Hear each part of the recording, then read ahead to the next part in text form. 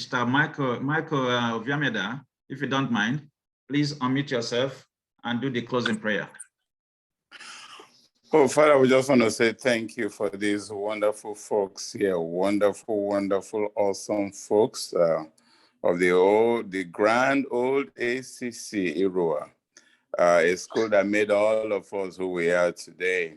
Lord, thank you for the inauguration of this group many years ago. Thank you for the great accomplishments of this group, as if they are 100 years old already. And so, Lord, as we transition to the next meeting, we ask that your hand be upon us for good, that we'll have a great meeting with great information and great speakers, and we'll all go with the benefits, go away with the benefits of this meeting to spread the word to other people who might have need of what we're going to learn today. In Jesus' name we pray. Amen. Amen. Amen.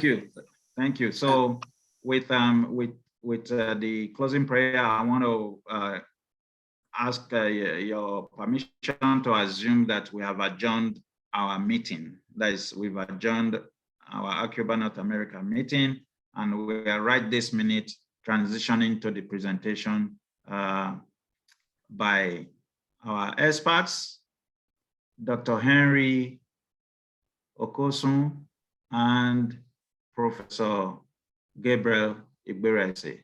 I'm going to call on Dr. Ben Aimua, Professor Ben Aimua, who is our in-house doctor, has always served us as our resource person every time we have medical topics to deal with. And he also helps with ensuring that our members, their health, when they need guidance ahead, when we call our members and we become aware that somebody is not feeling well, somebody is under the weather, we always reach out to Ben Aimua and say, please call that person and offer necessary guidance. Today is going to be serving us in the capacity as moderator of this program. I want to, it's my great honor to invite Professor Ben Aimua to start with introducing our two speakers and to also do a quick introductory statement regarding the topic that we are dealing with today. Thank you. All right. Can everybody hear me? I probably would think so. Okay. Yes, we can hear you loud and clear. Okay. Yeah, I think I'm on mute. I'm unmuted now. All right. Again, my name is Ben Aimua. I'm of the 1983 set of ACC, and I live in Tennessee, United States of America, somewhere in Northeast Tennessee, in a small town called Johnson City. We actually have the pleasure of having two very accomplished old boys who are medical practitioners and have distinguished themselves in their respective fields, coming to talk to us on these very important topics of infertility and erectile dysfunction. I can see we are up to 70 here. I'm sure a lot of people are still going to join us. There's practically no individual in this platform or in this group that does not know of an individual or who is not personally affected by infertility. It is a topical thing. And when the president suggested it to me and he suggested the speakers, I just jumped at it and I said, wow, these are great individuals. One that I have known virtually all my life, and the second that I just got to know, and it looked as if after talking to him in spirit, I had actually known him or have actually known him for a very, very long time. So the topic for today is just not to waste your time, is causes and treatment of male and female infertility. And we will also be discussing erectile dysfunction as well. The way the topic, we're going to talk about this topic, Dr. Well, I call him Mr. Henry Okosun. For people who do not know, in the United Kingdom and Ireland, once you are a practicing surgeon, you kind of transition from being a doctor to a Mr. Hence, you're probably going to see that when he shares his slide, he is going to write there that he is a Mr. It is just one of those things that they do in the UK and Ireland. I'm actually still at a loss as to why they do that. Why you first of all go to school and become a doctor, and subsequently you change your title to being a Mr. He will kick off the topic today, and subsequently Gabriel Igberaese will complete the talk. And after that, we're going to have questions and answer sessions, which I am going to be moderating. If you have any questions, we actually have two ways of asking. You can ask the question in person, or you can just put it in the chat room, and we'll try as much as possible to get to the questions and answer the questions that we have. So just as part of an introduction of the speakers, as I said, Mr. Henry Okosun is of the 1974 set, and incidentally, he graduated from my alma mater in Uniben in 1982. He is the medical director of Regency International Clinic in London, and he is also a consultant with NHS Hospital.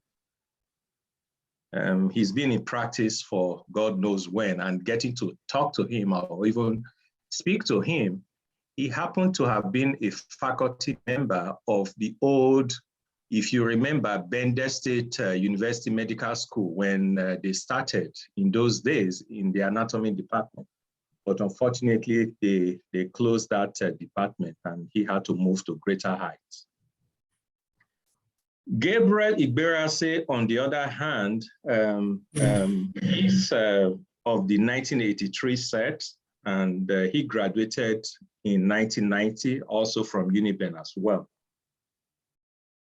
He is a professor of obstetrics and gynecology at Delta State University at Braca, and he's a consultant obstetrician and gynecologist at Sheffield Hospital and Fertility Center in Warri, well, in Nigeria, because there is a branch in Benin at the moment. In addition to that, he's a family practitioner at Shelburne in Nova Scotia, Canada. I have known Gabriel virtually all my life. Because he was my classmate in high school. We went to Benedict State University together and spent 1 year, and subsequently went to Uniben, where we graduated together. He is an accomplished obstetrician and gynecologist, has written close to 70 to 80 articles in most of the journals. So that is our introduction on our speaker. So I will call on Mr. Henry Okosun to kick off the topic of causes and treatment of male and female infertility.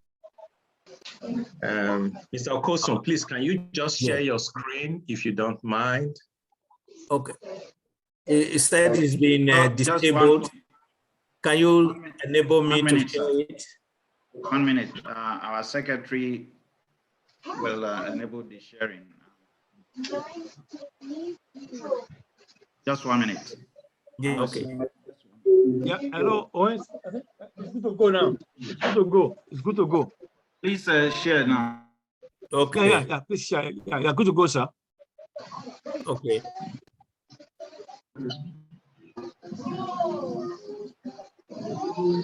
Please mute yourself if you are not speaking. Please mute yourself.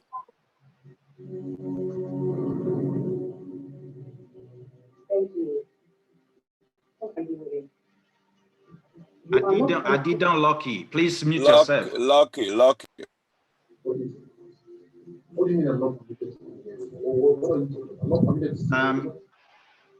Secretary, if you don't mind, make several of us co-hosts so that we can help mute. Thank you. Okay, I think I'm sharing the. Can you see my slides? Yes, we can.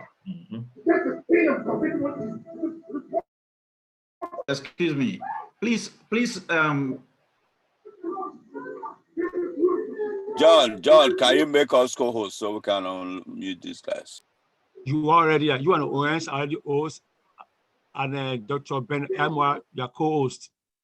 Yes, but you John, can also. Lucky is muted. Go ahead. Okay. Okay, thank you very much. I thank Professor Ben Aimua for the introduction. As he has told you, I'm of the 74 set, and I was linked with your group by Godfrey Ekata, who is my classmate as well. And when I spoke to Ben, then it happened that he also was, he said he started his medical school from Aimua University. And I just, at that time, I did my youth service in part of Aimua University. Then I joined the anatomy department.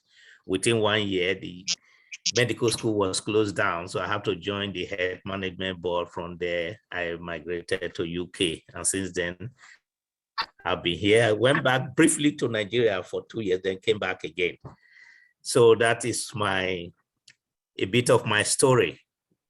And it's good that we all share our story at some point as old boys. As he's already told you in UK, once you become a surgeon or a gynecologist, then we change from doctor to Mr.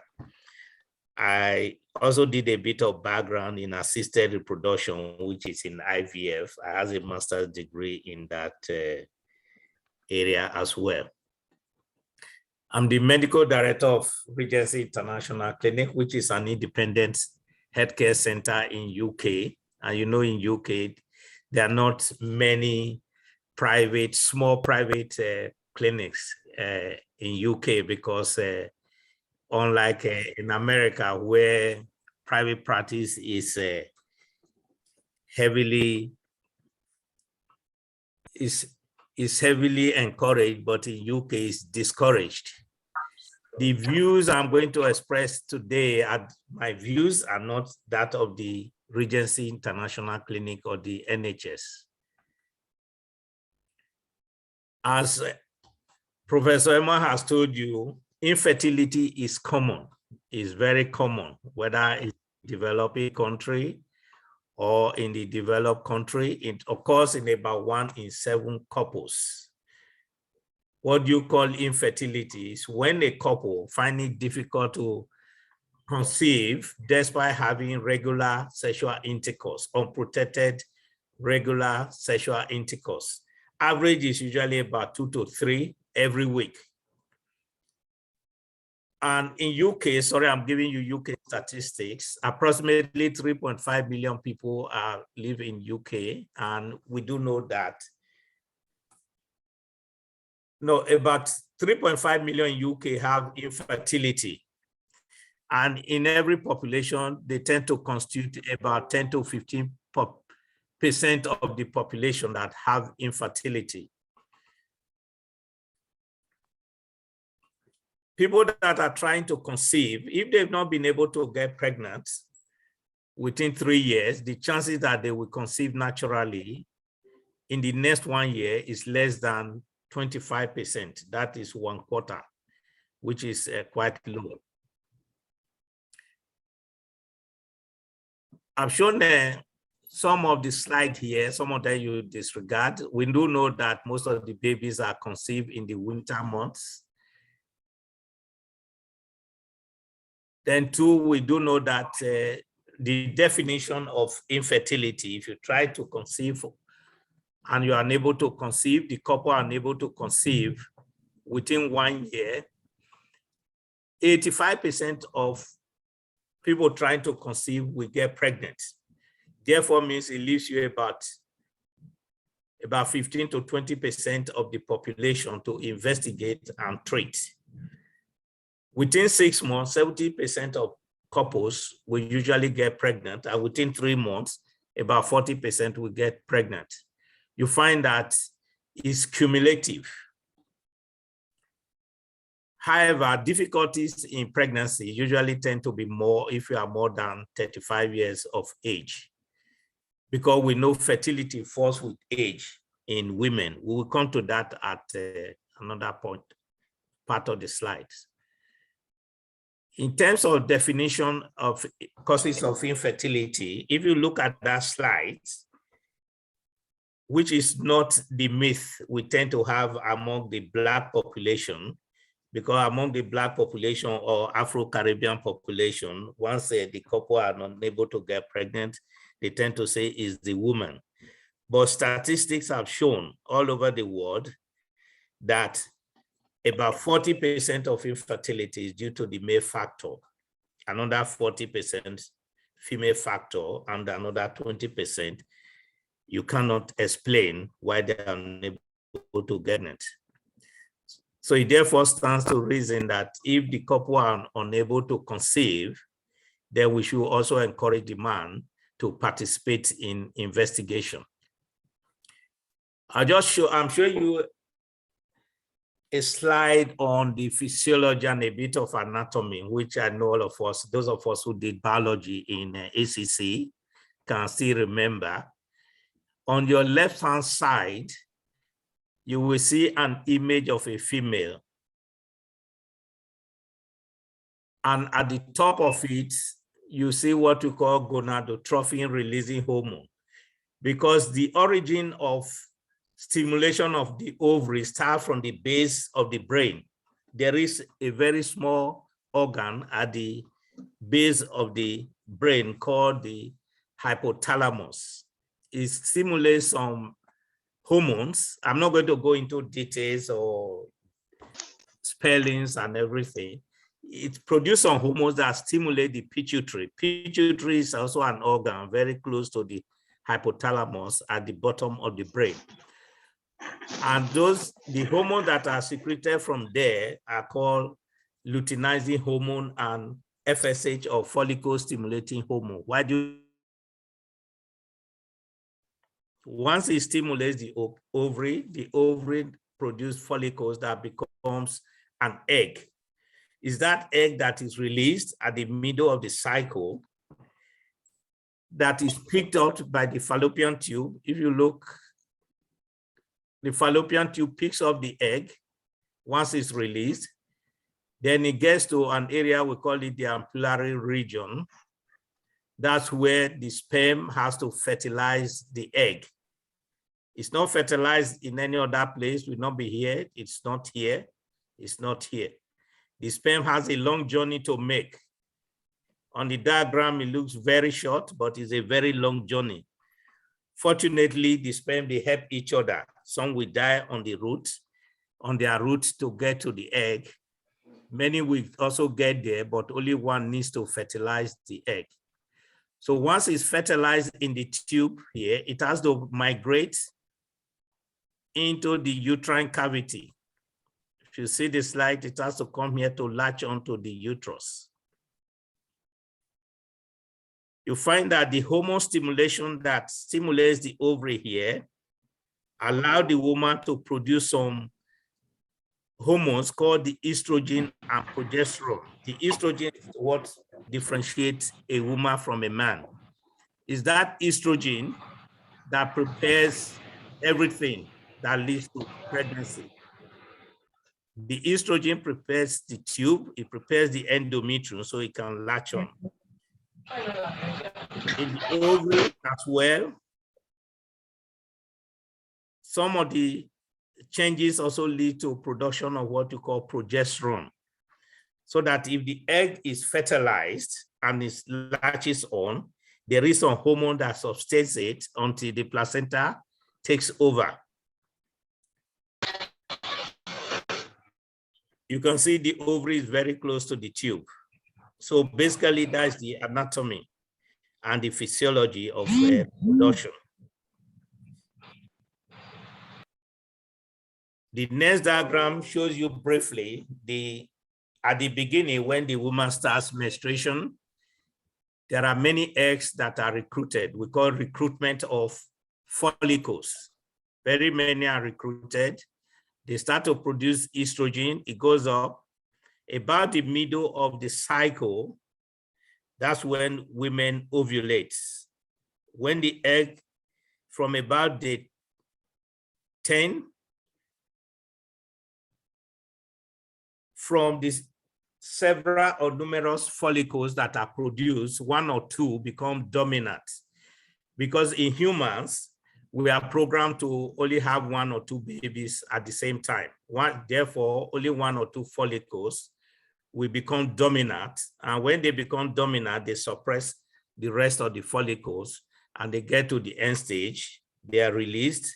Once they are released, you produce more of the luteal phase that produce the progesterone that sustain the pregnancy. So this is a critical time for couples to ensure that they have regular intercourse.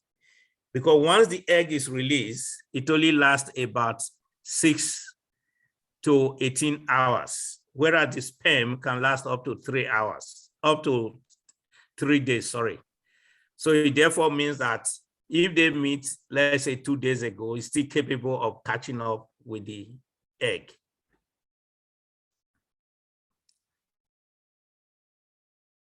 In human reproduction, fortunately, age is a big factor in fertility, more so these days because of social demographic changes and in women in which they are delaying having their babies.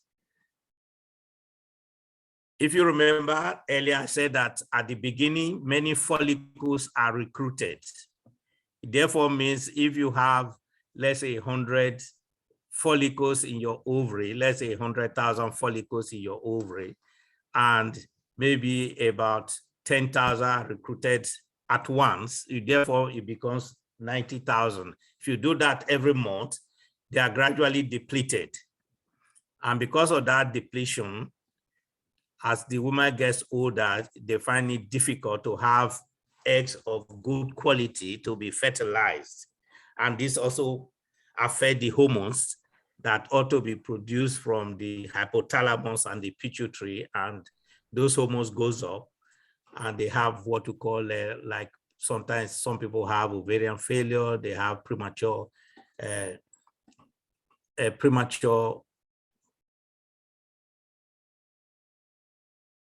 stoppage of the ovaries producing eggs.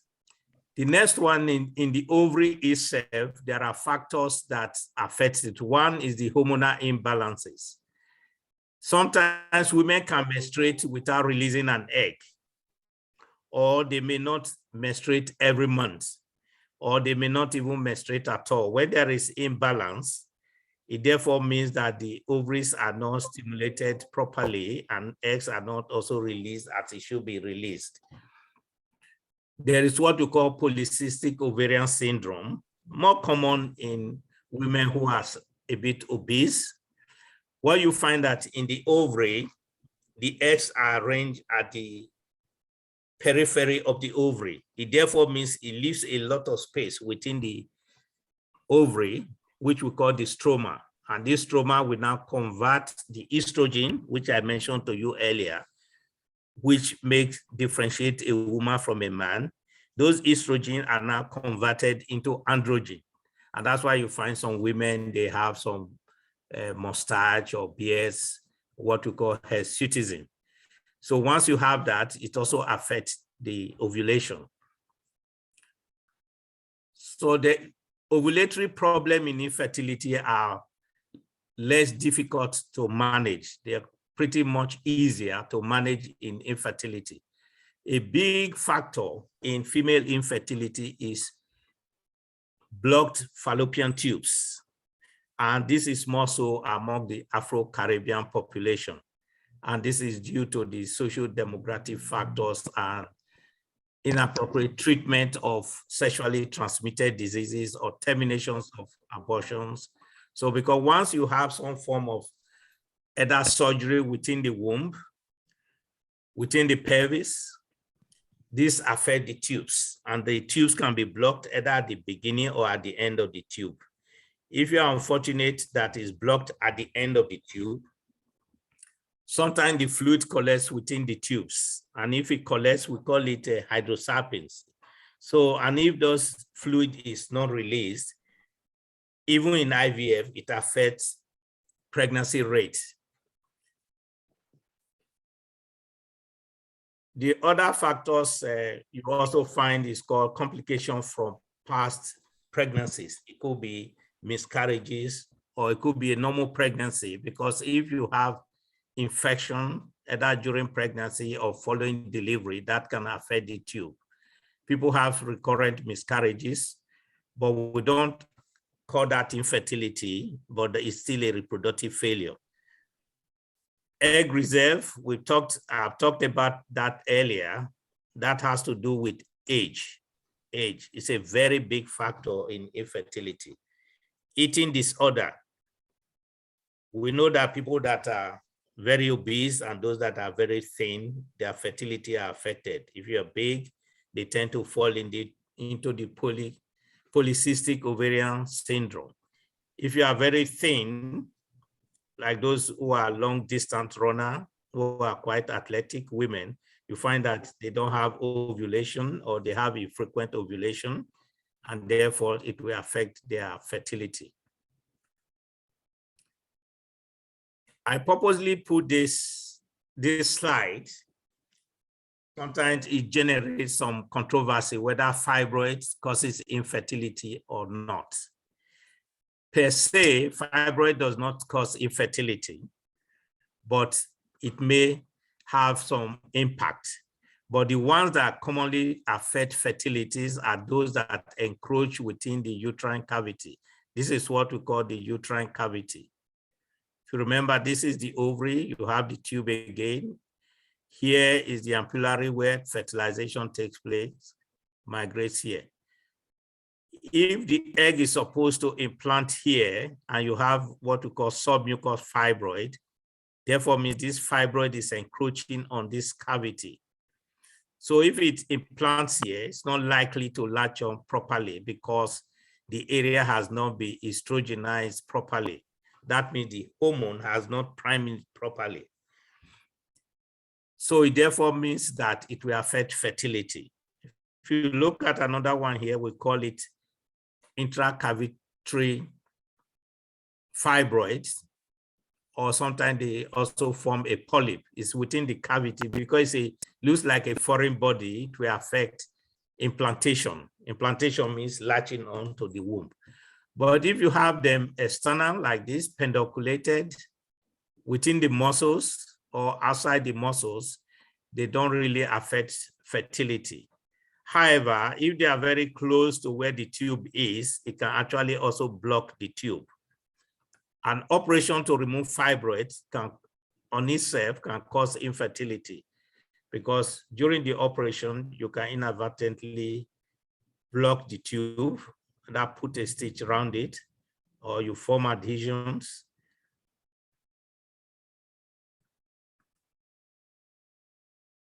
So what are the risk factors? I've mentioned some of them already. Age is a big factor. Weight, overweight, underweight, sexually transmitted diseases, which is very common. In UK, and I suspect also in America, the commonest is chlamydia. I remember when we were in Nigeria, it used to be gonorrhea, but I don't know if that has changed. Smoking on its own, excessive alcohol consumption can affect fertility. Environmental factors. That's one of the main reasons we're seeing more and more infertility, even among men, especially as they get older, because of environmental factors, the food we eat, pesticide, because they kill the sperm. Stress on itself can affect fertility. One, it affects the relationship within the couple. There will be loss of sex drive, either in the man or in the woman. And in severe cases, can affect ovulation or even sperm production. How do we investigate infertility. Basically, same as in every other disease, you take a good history. From the history, you will have an idea what is the underlying cause. Age, previous pregnancy, because in infertility, we have two types, primary or secondary infertility. If you've never been pregnant before, we call it primary infertility. If you've been pregnant before, irrespective of the outcome, we say secondary infertility. Some women have had termination of pregnancy.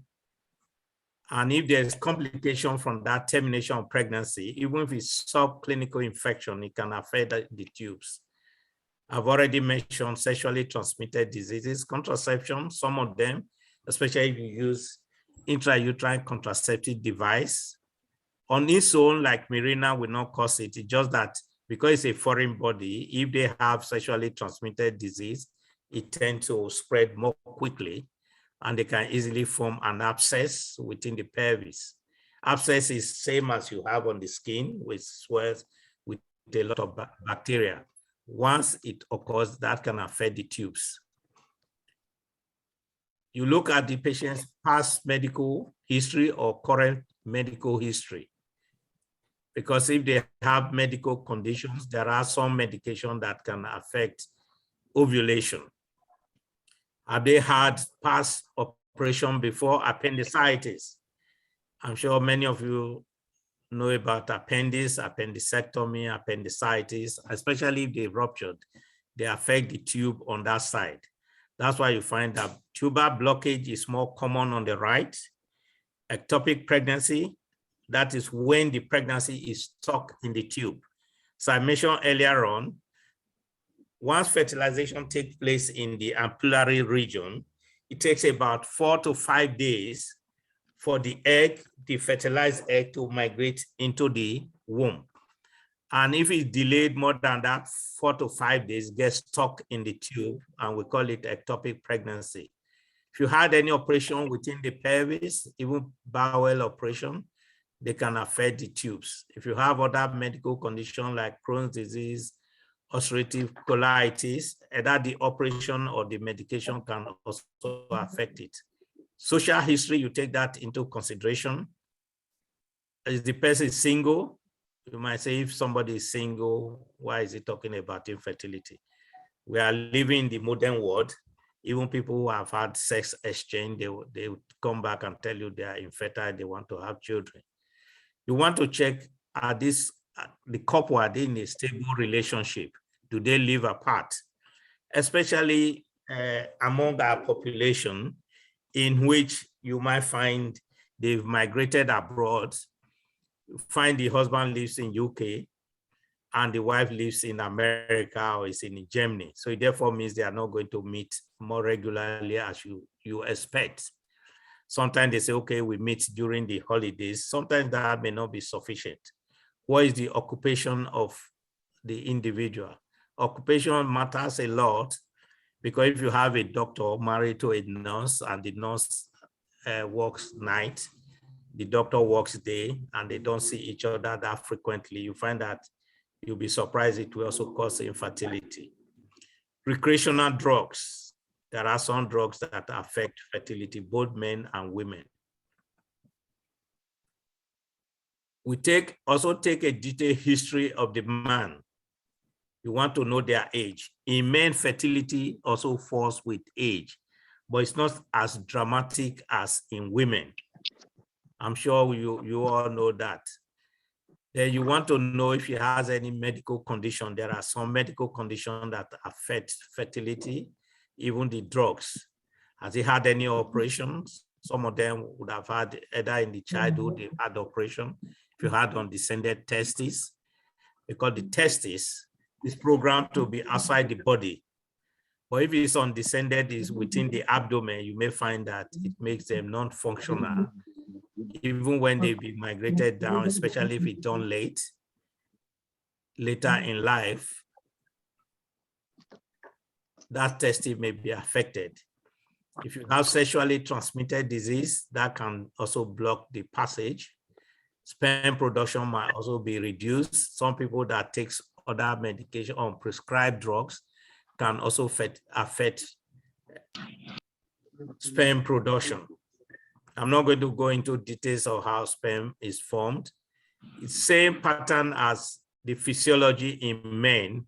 Programming starts from the pituitary, and the hypothalamus stimulates the testes to produce the sperm and the fluid around it. And if the sperm is produced, it needs to be ejaculated. So if at any point the hormone is affected, that can cause it. If there's a problem within the testis itself, that can also cause infertility. Failure to be able to ejaculate the sperm, if the passage is blocked, that can also affect fertility. We're always interested whether the partner has ever fathered or pregnancy in previous relationship. Especially, you want to know how long ago. If it says, oh, in my last relationship, the child is just about 2 years old, it's more likely that there's no pathological problem. But if you say 10 years ago, so that's a long time. And it's happened between that 10 years ago and now. Has he had infection, mumps, or carditis? Then we look into the occupation as well. We talked earlier about the environmental factors. The occupation may expose you to some of those environmental factors. Smoking, alcohol, recreational drugs. All these also affect. How do we go ahead and investigate? Once you've taken a history and you examine in most cases, when they come to see the gynecologist, you examine the man, the woman. Occasionally, the man comes with the woman, the wife. Then you may also examine the man, or you send them to a urologist. A urologist is a doctor that deals with male factor problems.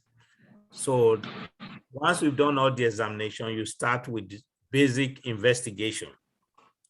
It's always good to investigate both couples from the beginning, not one after the other. I know among the Black population, we resist. The men say, no, it's the woman. That's always the case. But statistics are shown that contribution or impact of infertility is same in both men and women. The commonest test we do for men is called sperm analysis. It's simple, very easy to produce, usually by masturbation, and we say avoid intercourse between 3 and 5 days. If it's more than 5 days, you've avoided intercourse, the sperm might be dead or immobile. But if you only abstain for 1 or 2 days, you might find that the sperm level might be very low. So that's why you must educate them before they do it. Then if there are other problems in the man, you have to take that into consideration. Has he just had flu? With the coronavirus, I'm sure if somebody had coronavirus, the sperm will be knocked out. So that's why if they have low sperm test, you look at the parameters, then you make a decision whether they repeat within 1 month, ideally 3 months, because it takes about 3 months to replenish the sperm. Then the test in the women, we usually start with the hormone test. If you remember what we mentioned, there's a hormone called FSH and LH. Those are the 2 commonest tests we do. We only do the rest of the hormone test if they have menstruation problem. That is, if you think they are not ovulating, like prolactin and not. Then if the woman is going to have assisted reproduction or IVF, that's when we tend to do what we call anti-Mullerian hormone. Because when you combine anti-Mullerian hormone and the number of follicles, that is the number of small eggs you find in the ovary in the early stage of follicular stage, then you can have an idea whether it will be easy for this woman to produce eggs if you stimulate them with a lot of hormones. The 21 progesterone helps you to know whether the woman ovulated in that cycle. If you remember the picture I showed you earlier, you ovulate day 14, then you produce progesterone that is sustained. Usually about day 21 is the height of the progesterone level. Then if she's not pregnant, it starts to fall. That's why we do it about day 21. But if the patient has irregular cycles or they have long cycles or very short cycles, then you have to change your strategy when you should do the test. You may do it on day 21, do it again 7 days later or 4 days later.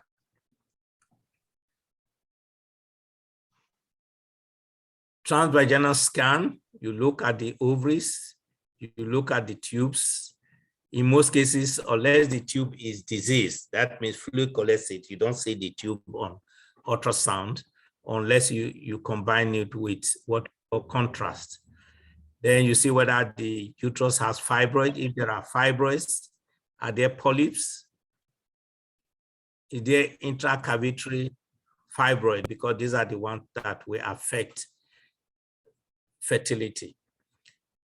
Then if you put some fluid, what you call contrast, into the uterus, then you can follow it with ultrasound to see if it navigates into the tube.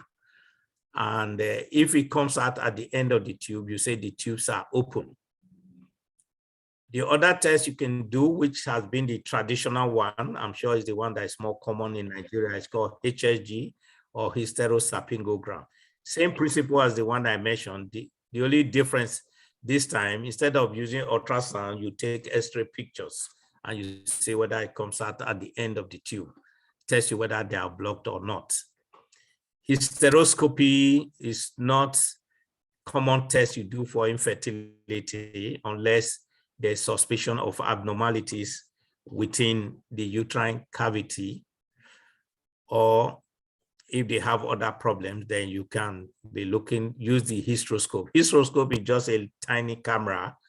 You pass into the cavity to look in, because if there are polyps or if there are some mucous fibroid or there's addition, you'll be able to see it.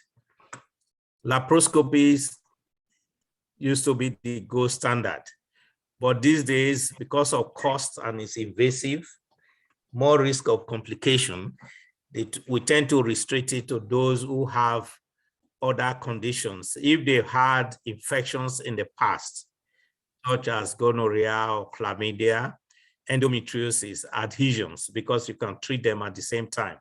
What is laparoscopy? Just putting a little camera through the belly button on the abdomen of the woman. You put the camera into the abdomen, then you can see all the structures within the pelvis. At the same time, you can treat any problem you identify.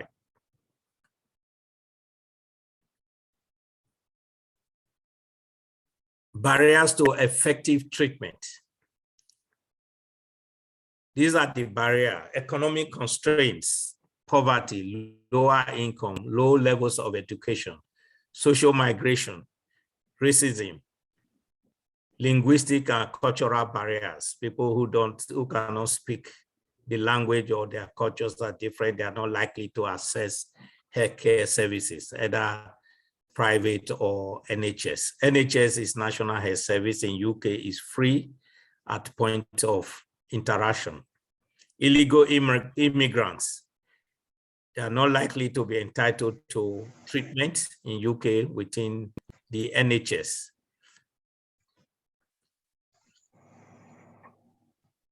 Management strategy or treatment of infertility starts with prevention, especially those of us, if you have young daughters, children, man or woman, boy or girl, is to avoid having sexually transmitted diseases. If you do have it, make sure it's treated properly, otherwise it comes to haunt you later in life. Addressing socioeconomic barriers, as I said earlier, racism, illegal immigrants. In UK, there's what we call postcode lottery, where if you live in certain part of UK, if you're going for assisted conception like IVF, you might have 2 or 3 attempts of IVF free of charge, paid for by the public. In certain area, they might only just offer 1 attempt of IVF. But we do know that 1 attempt of IVF may not be sufficient. Its success rate is cumulative. Unstable relationship, partner in another location. Sometimes we have women, they are based in UK, their husbands are based in Nigeria, or the other way around. So you find that there is no intercourse, maybe a whole year, and yet they want to go for investigation. You have to be aware of available resources, either at NHS or private or through medical insurance.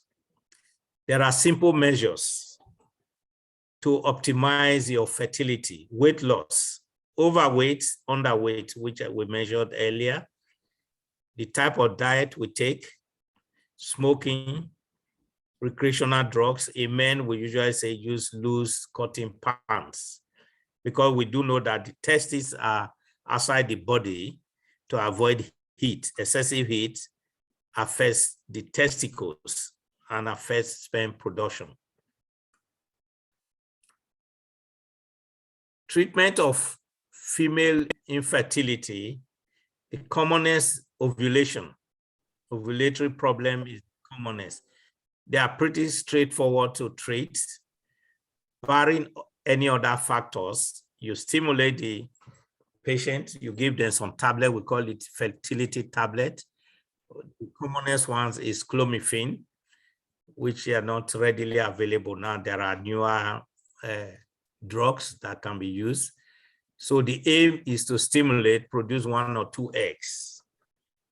It's not the same as if you are going for IVF, where you want to collect as many eggs as possible. And once you stimulate the ovaries, the eggs, you can time it. You can see whether it's released. You can see when it's about to be released, or you can give some other medication to ensure that it's released. Then you can advise the couple, depending on what you have discussed with the couple. They can either have timed intercourse. That means you have an idea when the egg will be released, and you say, okay, you have to meet about that time. Sometimes that can be stressful for the couple, so you have to be aware of that. Then you can do what you call intrauterine insemination. That's where you collect the sperm from the man and you put it within the uterine cavity. Sorry. Between you shorten the distance the sperm have to travel, so it therefore bypass going from the cervix, uterine cavity before it gets to the tube. So if all other factors are normal, you optimize their chances of getting pregnant. The other factors which we talked earlier is tubal factor, where the tubes are blocked. If the tubes are blocked, we do know that tubal factor was why IVF came to play. The first people that did IVF was somebody who had the tube blocked.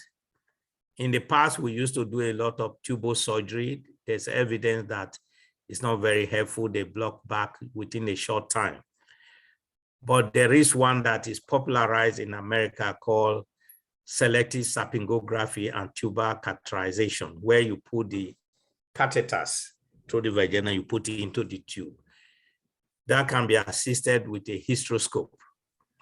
There's evidence that in 85% of cases, if it's blockage at the beginning of the tube, you will be successful in unblocking it. But what you need to know is that it's just one factor you are correcting. IVF is the alternative. In most cases, I do a lot of unblocking fallopian tube, because at the moment I don't do IVF anymore. So we tell them it's complementary. That means if they don't get pregnant through IVF, they still have a chance of getting pregnant naturally. If all else fails, they are not able to get pregnant through these treatment modalities, including IVF, which Professor Igberaese will be talking to you about. They have to go for adoption and fostering.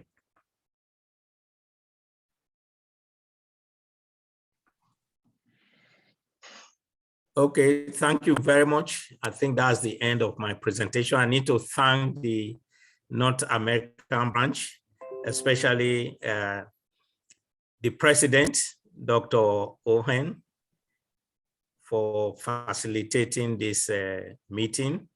I also wish to thank my co-presenter, Professor Igberaese, and the moderator, Professor Ben Aimua. I also need to thank all the people who are on the forum, and I also want to thank my family, especially my wife, for all the support he's given to me all these years. Thank you very much. Hello. Thank you so much. Thank you so much, Mr. Okosun. That's a very comprehensive analysis of infertility. I mean, a few things I just learned from this is, number one, males and females contribute to infertility at a rate of about 30 to 30%. You also delved into the various causes and the risk factors, including age, weight, sexually transmitted diseases, smoking, alcohol, environmental factors, and stress. One big thing I also took away is the optimum number of sexual intercourse that a couple should have to break this cause of infertility, which is 2 to 3 times weekly. And we also talked about the economic constraints, social problems associated with infertility. For the audience, please keep your questions. I know there will be a lot of questions coming in at the end of this presentation. Mr. Okosun and Professor Igberaese will be available to answer most of the questions that you guys have. Not to waste your time, we will go down to. Can I quickly say something? Yes, Professor Ben. Before you move to the next speaker, can I quickly say something? I sincerely apologize on behalf of the Secretariat. We invited a lot of people to this event. Unfortunately, we forgot to increase the capacity of our Zoom account. I have received more than 50 calls and text messages, people who were unable to get on. Unfortunately, we have another account that has 500 capacity that we can transition to, but it will disrupt this presentation if we did that. So I'm just going to beg us, those who invited family members who are unable to join, we are going to try to make this recording available and posted on Facebook or restreamed on Facebook so that those who couldn't join us will be able to do so. Thank you. Yeah, thank you, Mr. President. Because I actually noticed that we've kind of been stuck at 100. I've been looking at the participants and we're kind of stuck at 100. So I was kind of wondering whether is it just a deliberate attempt or is it just because people or the system just says, okay, 100. I'm glad you kind of explained that. Again, these recordings are going to be available for whoever wants to view them. I mean, there are things I would call, these are pretty much master class, and this presentation is probably something that, I mean, if you were to go to a conference, you will probably pay through your nose to at least get this information from the very, very best individuals that we have around and individuals who are currently and constantly dealing with this particular condition. So, not to waste your time, I will call on Gabriel to present, to do his own presentation. Some of the things that Professor Igberaese is going to be talking about are things that Mr. Okosun has already talked about. And I have always been amazed at Gabriel's success rate in IVF. Whenever I speak to him, it is a lot higher than most of the best facilities that we have even in the Western world. I'm sure by the time he finishes his presentation, you guys will know why his success rate is that high. He is an extremely committed gynecologist, very hardworking, and he's run this practice. Well, before he migrated to Canada, he had run this practice single-handedly and moved it from grace to glory and gotten it to where it is at the moment. So not to waste your time, I will just call on Gabriel to do his presentation. I think he's already sharing his slide, or he has already shared his slide. He will also talk to us about the experience of infertility in Nigeria as well. And for all of us who kind of know how infertility affects couples, it goes from being a spiritual thing to just also being a physical thing. Some people ascribe it to just being a spiritual problem. And just like, I mean, most in Nigeria, people kind of ascribe a lot of things to spirituality. And Gabriel is going to debunk all the things that people think are causes of infertility in Nigeria. Gabriel, go ahead. Thank you, Ben. Thank you, President Ohens, and all my seniors. I want to thank Senior Okosun for your lucid presentation. You've actually covered everything, and I would avoid vain repetition. Thank you very much. My name is Gabriel Igberaese. You'll be wondering why I have affiliations to Nigeria and here too. I'm presently on a 1-year leave of absence, which expires next month, and I've also put in for my retirement, having worked at the Delta State University for 15 years. This is Shepherd Wari. Greetings from Nigeria, and that is me carrying an IVF twin pregnancy that was delivered. The contents will be as follows: introduction, infertility experience in Nigeria, assisted reproductive technology, management of male factor infertility and erectile dysfunction. So he has already talked about this, and you can see that the statistics is not much different. It's the same male factor, female factor. So this would debunk that mythology we have in Nigeria that it is the problem of the woman. It is not. In fact, I think from my experience, what I've learned experientially, is more of a problem of the male folk. I did a local study in a big practice in Warri, looking at the infertile patients that came, husband and wife. And I saw that about 62%, it was published, 62% of the husbands, they had abnormal semen parameters. It's so common in Nigeria now. So it's not a male, the female business alone. So it's good that even our male folks back home, they are getting to know that now. So we've already talked about all this, so I'll just go. One of the differences between the developed world, UK, US, and Nigeria is that the theology of infertility is more of complications from sexually transmitted infections, which is not well treated, abortions, which are not well managed, because most of our practices are not regulated, and abortion is still clandestinely practiced in Nigeria. Then most deliveries are not clean and safe too. And when you have complications of delivery, you end up having uterotubal factors and peritoneal infertility.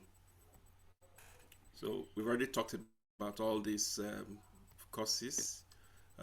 For male factor, I like looking at it as before you get to the testicles, at the testicular level, then after the testicles. You look at endocrine disease, you look at hypothalamic dysfunction, which we've talked about before, pituitary failure, which can come from tumor compressing the pituitary gland. And for those who have had radiation treatment for cancers and who have had surgeries, those who have hormonal imbalance, high prolactin levels, which could come from drugs or also from tumors of the pituitary. Then those who use steroids, anabolic steroids, those performance-enhancing medications, they can actually destroy your testicles and make them atrophic, make them very small and shrink. Then those who have thyroid disorders, thyroid is the organ in the neck, and adrenal disorders, these produce hormones. They can also lead to male factorial infertility. And we'll be talking about sexual dysfunction. The part we'll be dealing with today is erectile dysfunction. So anagosmia, ejaculatory failure, and ED, they are all part of sexual dysfunction. Then the male factor, still on testicular, we're talking about testicular now. It has to do with factors in the testes. And you could have abnormal sperm production. You could have infections from moths, orchitis. You could have a child could be born like that with the testicles not properly descending. We call it cryptorchidism. And pediatric surgeons or urologists can fix that once it is noticed at birth. But in a climate of poverty, where health-seeking behavior is poor and a child has that and is not picked up, the child will grow up to become infertile, and the testicles in the abdomen, the tummy, would just would die naturally, and sometimes they can even become cancerous in the future. Then you have genetic factors like chromosomal abnormalities. Klinefelter's is also a chromosomal abnormality. Carcinogens, then chemicals. We've already mentioned these irradiations. Then vascular etiology, like varicosis. This is a common cause of male infertility, right? About 30 to 40%, of male infertile patients have varicosis, and interestingly, this is something that is treatable, and in some cases, we get good results from that. Then post-testicular, another interesting thing I want to mention here is that some people, especially children, would have hernias, assuming they have bilateral hernias. At the post-testicular level, we're talking about obstructive factors. And they go meet people who are not qualified to do such a surgery. They can inadvertently tie both vas deferens. And once you do that, that child becomes infertile in the future. So health-seeking behavior also, again, if you have anybody going for any surgery or going for any medical treatment, go get the best. And that's the advantage people in the West have. Practices are regulated, and you can't just come here and do anything if you are not certified to do that, right? So all these are obstructive features. You can have the obstruction at the level of the epididymis. The epididymis is an organ that takes sperms from the testes down outside.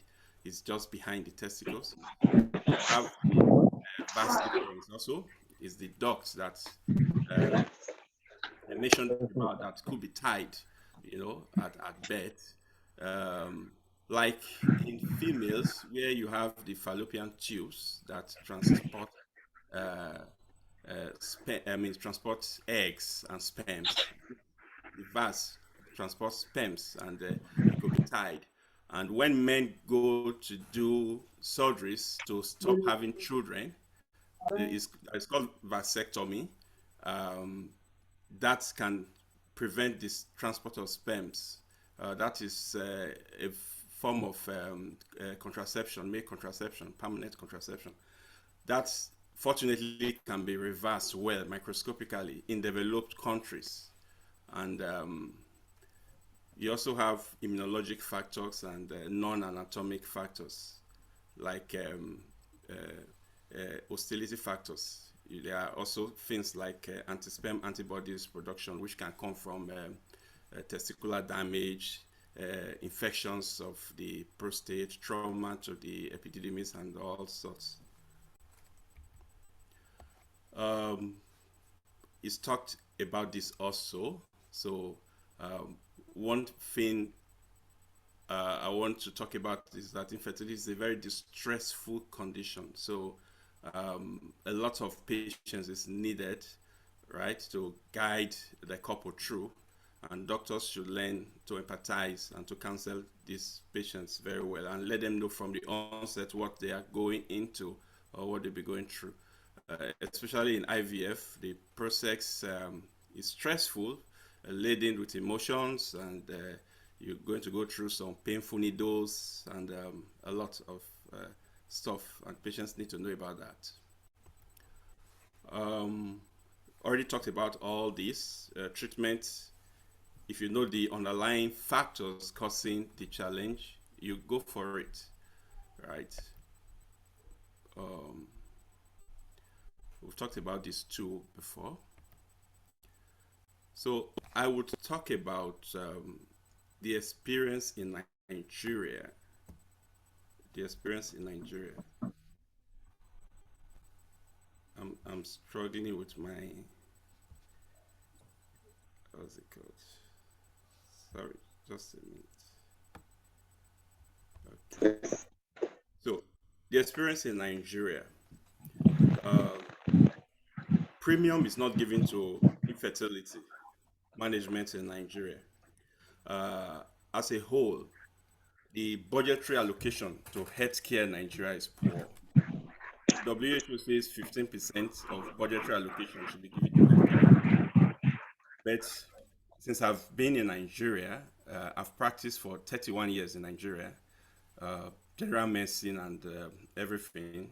I'm not sure we've ever gotten past 3%, right? And we talk about 15%. And infertility is not something that is given priority. So as a result of that, there's a big gap, right, in Nigeria with respect to fertility management. But the interesting thing I want us to know is that one of the advancements in medical science that is taking place in the past few years in Nigeria is reproductive health.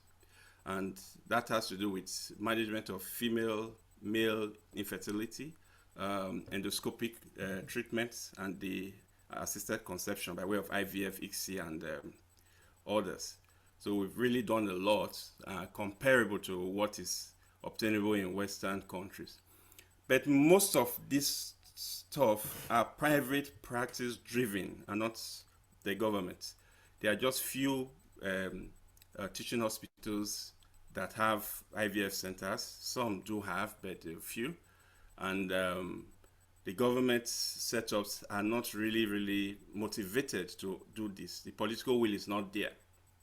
Because in those setups, once there is no money coming in, the essence of the public setup is to be able to reduce costs. And if there's no much money coming in for politicians, they don't really go into such ventures or investments. So it's viewed as of low priority by governments and international donor agencies. And one of the most important reproductive health concerns of women in Nigeria. And this is laden with psychosocial, cultural, and financial implications. We know that high premium is placed on childbearing, and this is a passport to womanhood and social integration.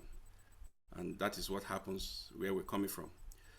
You may wonder that we have a population of about 240 million people in Nigeria, and we're still talking about infertility. But you do know that if one person in your family has that challenge, it becomes 100% issue, right, to the whole family.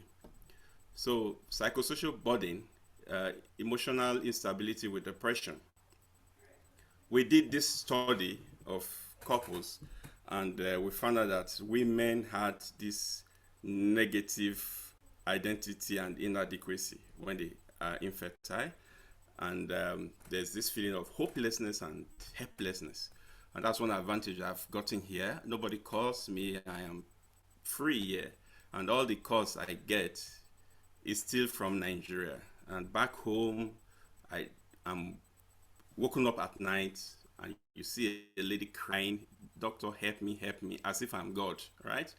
It tells you how bad it is. So marriages are just holding on, and they are largely dependent on their ability to have children or give birth to children.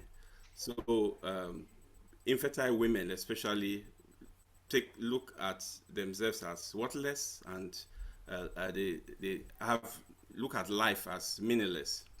And there's this feeling of lack of personal control, and there's the issue of guilt and grief, and there's an association with depression also and anxiety disorder. So infertile couples, you must be patient with them, and you must do a lot of counseling, a lot of talk, and a lot of encouragement.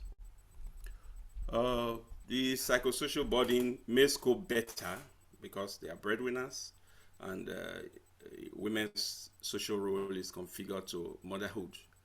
If you look at the social and cultural consequences, Nigeria is a society that likes having children. We want to have many children. Motherhood is a major door to social acceptance. I once met a woman whose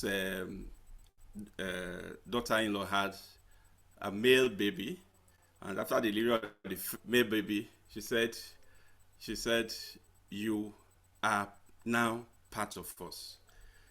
Male baby. When she had the second baby, she now said, "Your foundation in our family is now unshakable." You know, this is male baby. We're not talking about females, or we're not talking about infertility, you know. So that tells you the way we think, right? It's something that is so important in our society. So a woman is accepted in the family if she has children, and the children give right to the mothers to share in the husband's properties. Sexual and marital relationships are strained if there are no children, and once a man starts cheating, you know, the relationship gets strained more and more, and there will be sexual dysfunction, which we'll talk about later, and there will be more strain in the family. And if you talk to some infertile couples, especially the women, you ask them, "When was your last menstrual period?" They will tell you, "I'm no more interested in that since it's not been coming," you know. So they don't keep their diary anymore, and you know. So we look at the economic burden for the couple. I'm looking at the Nigerian perspective. We pay out of pocket, and that makes it very difficult, very difficult. Even if infertility is very cheap in Nigeria, infertility management, IVF is not more than about $2,500, right? It's very cheap compared to the Western world, where you'd be talking about $10,000, $12,000 to $20,000 and above. We still cannot afford it because, unfortunately, we are the poverty capital of the world presently, and we pray that we'll get out of this very soon, because we are fields, we're a land, and the people with great potentials. So out-of-pocket payment is a big challenge, and this economic burden also, you know, affects our couples in the sense that, customarily and with our cultural traditions, if a woman does not have a child, is not supported by the husband, he marries another wife and supports that other wife more. That's the way we think. And we also have this negative attitude to people who are not fertile or do not have children. And most women in Nigeria are not empowered. So once they are divorced or they are abandoned, they lose financial power. And our children, that's the way we think in Nigeria, and that is how it is. Our children are security or insurance at old age, so we must have them. And for those, and it is true, for most of us would agree to that. So economic burden for health systems, most health systems are not really talking about IVF because it's costly to set up, and also we've not been able to sort out a lot of things. There are some settings that don't even have good cardiovascular service. They don't even have a single ECG, or the chest X-ray is not working, or the CT is not working. So infertility is not what people are talking about. So priority and allocation of resources is not really given to healthcare generally, not to talk about infertility management. And infertility is considered a mere personal wish and is neglected by politicians and health funders. And this is the cost of ART from my estimation. The lower range is for Nigeria, the upper range is for the developed countries. And it becomes more expensive when we have preterm pregnancies, multiple pregnancies leading to preterm deliveries, and it becomes much more expensive. Then this is one of the big challenges we have also in Nigeria. Everybody is a doctor, everybody is a spiritualist, everybody is a prophet, everybody wants to give you one advice or the other. I once had a beautiful young girl who they told her she had fibroids, and she didn't even have fibroids. A friend took her to a place in Agbaro. They inserted concussions in her vagina, and the whole vagina was gummed together everywhere, the bladder everywhere, and she had to she had a combination of what they call vesicovaginal fistula, rectovaginal fistula from that. And by the time she came for scanning, there was no single fibroid, but somebody did a scan and said she had a fibroid. You know, so we have quacks everywhere, and our practices are not well regulated, and it's a reflection of what is going on generally in the system. Like I tell people, Nigerians are not different from Americans. It's the system, our system. We need to work on our system to sort out a lot of this stuff.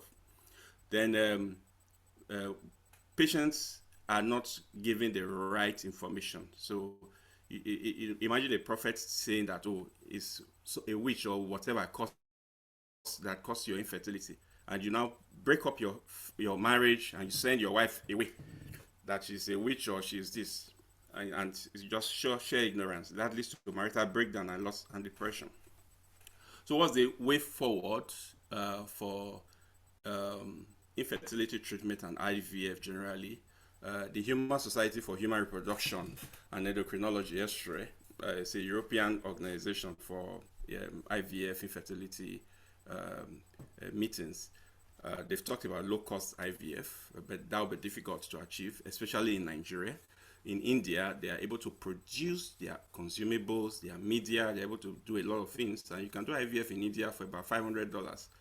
The only thing is that their practices there are sharp in India, so you don't know whether they're going to harvest your organs. Then two, to travel to India and be back and pay for your accommodations, that will maybe now increase the price to what you have in some other centers.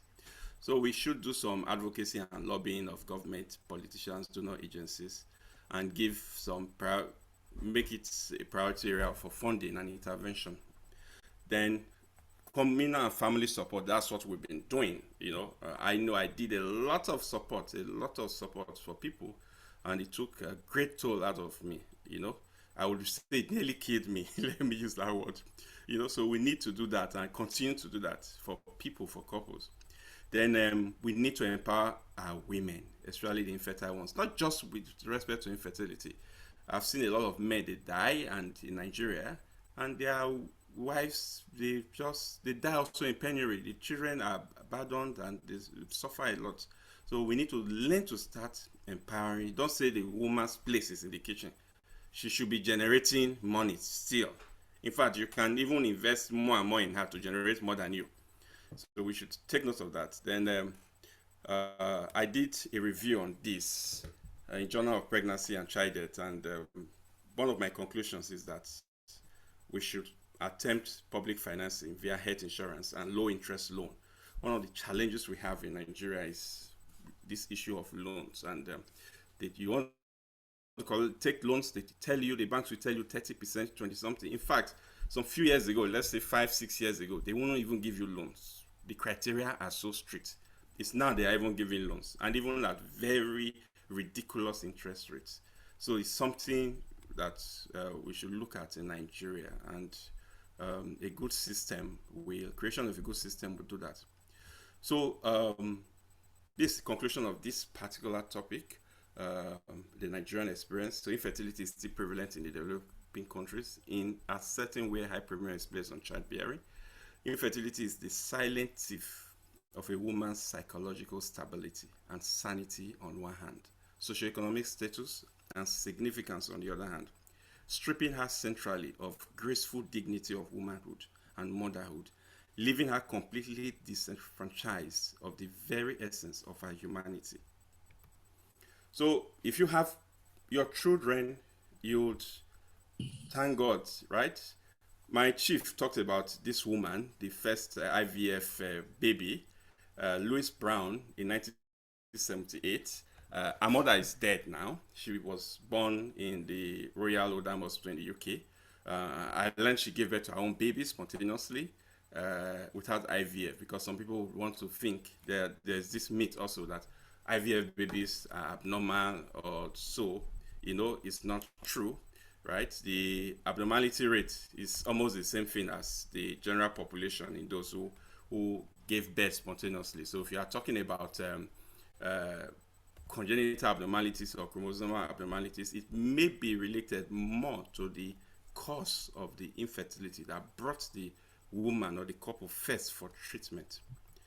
So these are the different types of assisted reproduction or technology, and ART, as it's called, there are interventions that has to do with manipulation of the eggs and the sperms, and there are different types, but what is commonly practiced now is the in vitro fertilization embryo transfer, and that is we transfer through the vagina and through the cervix. But hitherto, they used to do the gamete intrafallopian transfer. They use laparoscopy, what my chief mentioned before, and that they take the sperms and the egg through the laparoscope and they push it through the fallopian tubes.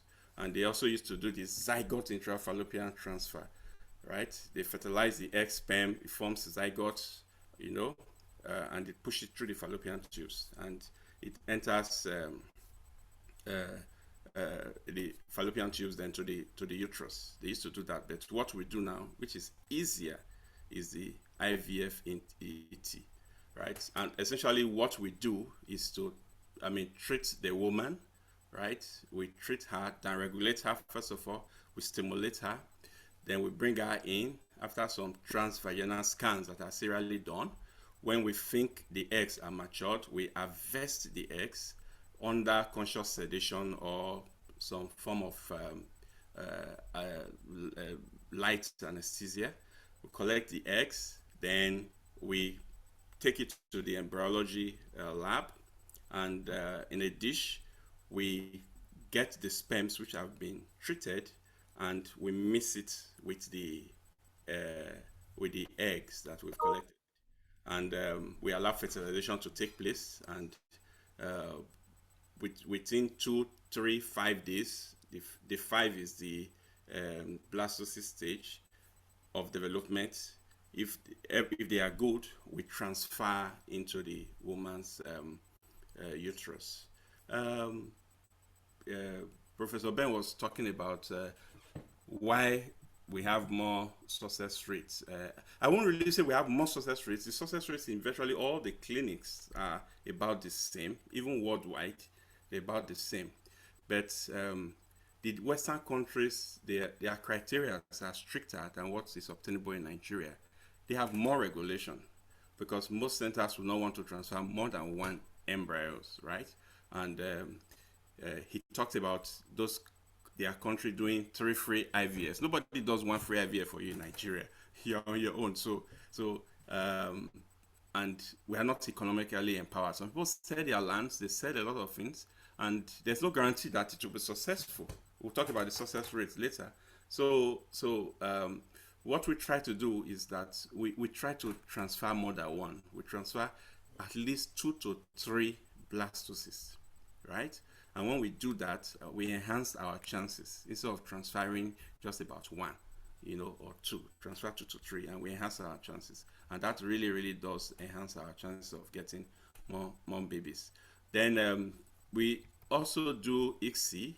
In ICSI, what we do is that we use a micro manipulator, the ICSI machine. You know, we take individual sperms and inject it into individual eggs, right? And this is done for people who have very, very bad sperms, poor motility. You know, I once had a patient who had very, very poor. It came for IVF, and you know, they have variations in sperm counts, right? Whenever you do. So the first one it did, it showed that he had severe oligospermia, but on the day of the IVF, it was like azoospermia, and we were worried. And we now said, okay, go do again. And they went again, and we were able to get about 3 sperm cells. And the woman produced about 9 eggs at that collection. And we fertilized those 3 sperm cells with 3 eggs. And the outcome was a male baby, right? He was very fortunate. He had come again for 2 other IVFs. He's not been able to, because most of the sperms he produces are still very, very, very bad, right? Still very bad. And he doesn't want to use any donor sperm. You know, sometimes they are even like azoospermic. So that is about ICSI for those with very poor sperms or very poor sperms, right? Then we talk about surrogacy also. And in surrogacy, you sign a contract with a woman. A couple will sign a contract with a woman. The couple is like a commissioning couple with a woman to help them carry a pregnancy to term. And there are different reasons for that. Maybe the woman has medical disorders, right? Like heart failure or hypertension or diabetes, some whatever. Or she doesn't have a uterus, or the uterus is battered, right? Maybe from severe blockage or additions, right? So they do that, and there are basically 2 types we talk about. The first is, right, when the lady who is the surrogate, when she uses her egg, right? Then the second type is the one where we get eggs from the commissioning parents or from somebody else, right? And get somebody to just carry the pregnancy. After the eggs and sperms have been fertilized, embryos are formed, you know, they carry the pregnancy. So those are the 2 types. The second type I mentioned is called the gestational surrogacy. In this, the woman does not have any relationship as per using her eggs. There's no genetic relationship at all. Then we've also talked about abduction previously. People are not looking at that. I've seen some people who go do adoption, and as soon as they adopt babies, they start even having their babies naturally, not even coming for IVF. We've seen some like that. So these are some of the IVF indications: blocked fallopian tubes, abnormal seminal fluid parameters, unexplained infertility. There are some people you don't really know why they're not getting pregnant, and you've done all the tests that could be done in your centers that are good enough, and you can't find a reason. About 15% of people will have unexplained infertility, and you can also be part of that. Ovarian failure, menopause, severe uterine disease, same-sex marriage, which is common these days, sex selection, PGD. These are indications for IVF. Then contraindications. When you have significant comorbidities such as cardiac, lung disease, you know, and these patients will not be healthy enough or fit enough for this procedure. You don't go about that. And patients who are very, very obese, right? You may not want to proceed with this IVF procedure for them. Then these are factors impacting IVF success, and age of the individual donating oocytes is very, very important. It's talked about age. From age 35, from our experience, the quality of eggs, they just go down. Then there are those who have poor ovarian reserve. We talked about that. Hydrosapiens, that fluid that is at the end of the fallopian tube, is it has some chemicals that would flow back into the womb. Even if you transfer any embryos there, it will just kill it. So then those who use tobaccos, we usually advise them to stop. Then uterine fibroids, endometriosis, previous pregnancy history is important. Then a previous unsuccessful IVF. You have multiple failures, the chances of success is not so good, but there is nothing impossible. If for those in medicine, we know that there's nothing impossible. Medicine is full of surprises. So IVF treatment, we actually do patient selection. Not everybody that comes to us is qualified to do that. If we screen you, you're qualified, we tell you you can go ahead. Then patient preparation is very important. You have to prepare your patient very well. And we do what we call controlled ovarian stimulation. We take charge of the cycle, and we downregulate and we stimulate. We collect the eggs under ultrasound guidance, which is beautiful. Then we do the fertilization. I just mentioned all this. After fertilization, you do the culture for about 2 to 5 days. Then you transfer the embryos. Then you wait for about 2 weeks to do a pregnancy test. Then another 2 weeks to do a scan to confirm intrauterine pregnancy in scan. Then we've talked about this before. Chief has talked about this. So for IVF treatment, you can use donor sperms, you can use donor eggs, and this can be donated to a couple that is infertile, right? The wife can carry it, or the employee surrogate to carry the pregnancy, as I talked about. Then you also have, we can also have cryopreservation. We can freeze the sperms and the eggs or the embryos. This can be done, especially for patients who are going to be treated for one cancer or the other, and or they're not ready now, and they want to do it in the future. Then the success rate varies from centers to center. We have figures with improvement in technology, it has risen to about 34 to 67, right? Then in some centers, still up to about 25%. So it's not 100% like some people think. So that is one thing patients should be told once they come for counseling. So ART is more successful in younger people than old people. So by the time they get to 40, 42, we advise them to use donor eggs, not even their eggs, because it doesn't really do well. Then management of male factor infertility is by way of history, examination, and investigations. So for the history, we have to find out the number of years the couple has been, the guy has been infertile, and if he's had previous infertility before. Then we be interested in coital frequency and any sexual dysfunction, right? A couple came to me some years ago for treatment, and I counseled them. The man was living in Abuja, she was living in Benin, and he was a state pastor of a particular ministry. And I said, you can't get pregnant. Are you looking for Gabriel to visit you again? You can't get pregnant until you move. So he sought for permission, and he was transferred to Benin. And before I left Benin, UBTH, they already had about 4 or 5 kids. So Dr. Okosun has already mentioned that previous evaluation and treatment is very important. Then childhood diseases is important, like mumps, otitis, Then previous surgery and medical illness. Medical illness like diabetes mellitus, hypertension, and medical treatments for hypertension. There are some medications, there are some clinical conditions, thyroid disorders, adrenal disorders that would impact on male fertility.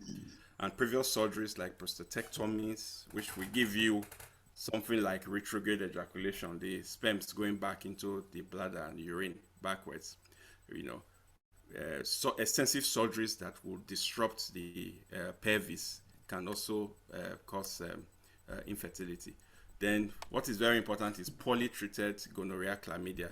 Chlamydia is more common than gonorrhea presently from present studies.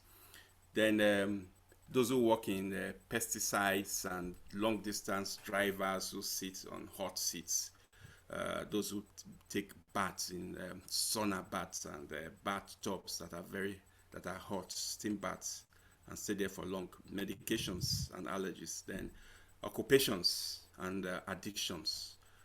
Addictions like marijuana is very toxic to sperms. Smoking is not good to sperms. For those who drink alcohol, we always say they should reduce their alcohol. We don't say stop, but you can reduce it. Then physical examination, we examine the penis and the location of the urethra opening, the hole in the penis, because if it is down, under what we call epispadias, the sperms will not be properly deposited. Then the location of the testis and the size. If it's not normal size, it's an indication that there's something wrong. And if it's not in the testis, it means that it's somewhere along the tract, or it could be in the abdomen. So a urologist will sort that out. Then consistency of the ductus deferens and the epididymis. Then we also look at secondary sexual characteristics, the habitus of the patient. Does he have some hair? Does he have breast development, like that of a woman? You can do a digital rectal examination for the prostate and to see if there is any inflammation around the rectal examination to see if there's any prostatitis or any pathology there.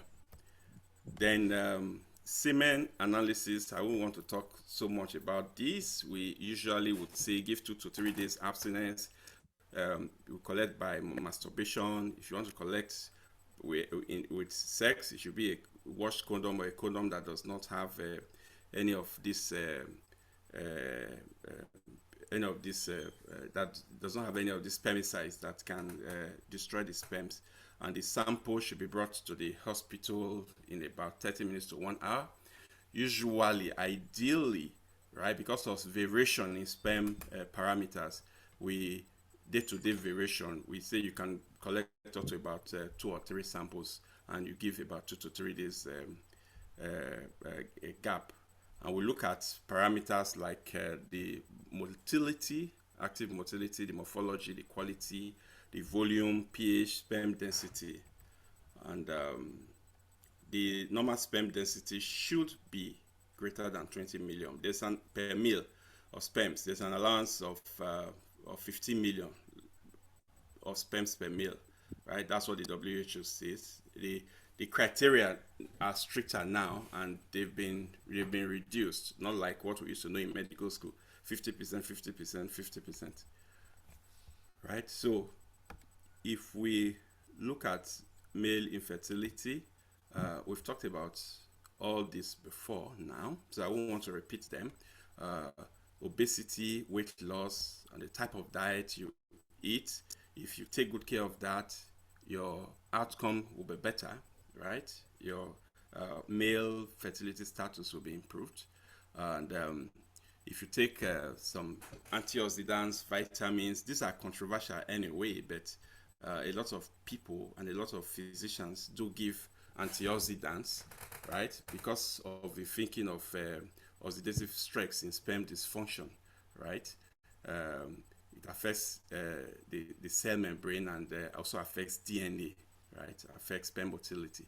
So they give antioxidants, and studies are actually controversial.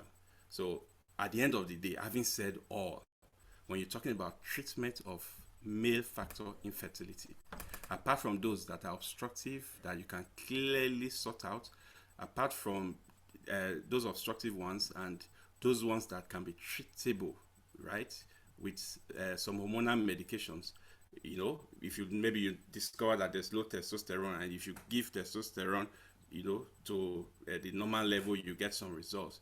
The truth is that male infertility is very difficult to treat, and the solution is IVF generally. So that's we should take note of. The solution is IVF. It's difficult to treat. So when we give vitamins, we give antioxidants, we tell people to stop smoking because smoking has been implicated in that. If you're smoking and your wife even gets pregnant and she becomes a passive smoker, you'll be affecting your baby too. So you take note of that. And alcohol, we say reduce your drinks. 0 to 1 or 2 drinks may not really affect you, but too many drinks, not good enough. Coffee, caffeine, this is controversial, but some people still talk about stress raising cortisol, and cortisol reduces testosterone. This is a way you have infertility. Stress, depression, affects male semen quality for those experiencing fertility issues. But this caffeine, coffee is controversial, so I don't want to go into that. Some people believe that 1 or 2 cups of coffee a day will not affect you. Then sleep.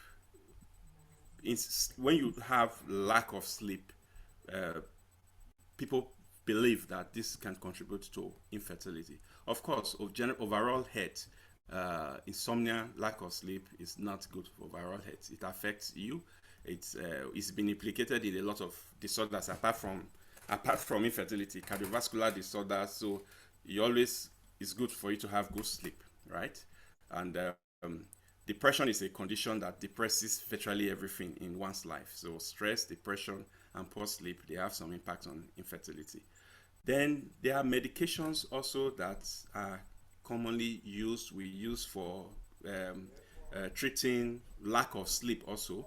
And it's been found that when you use this medication for a long time, it can give you rebound insomnia, rebound lack of sleep. So you're treating lack of sleep, and the side effect of those medications also is lack of sleep.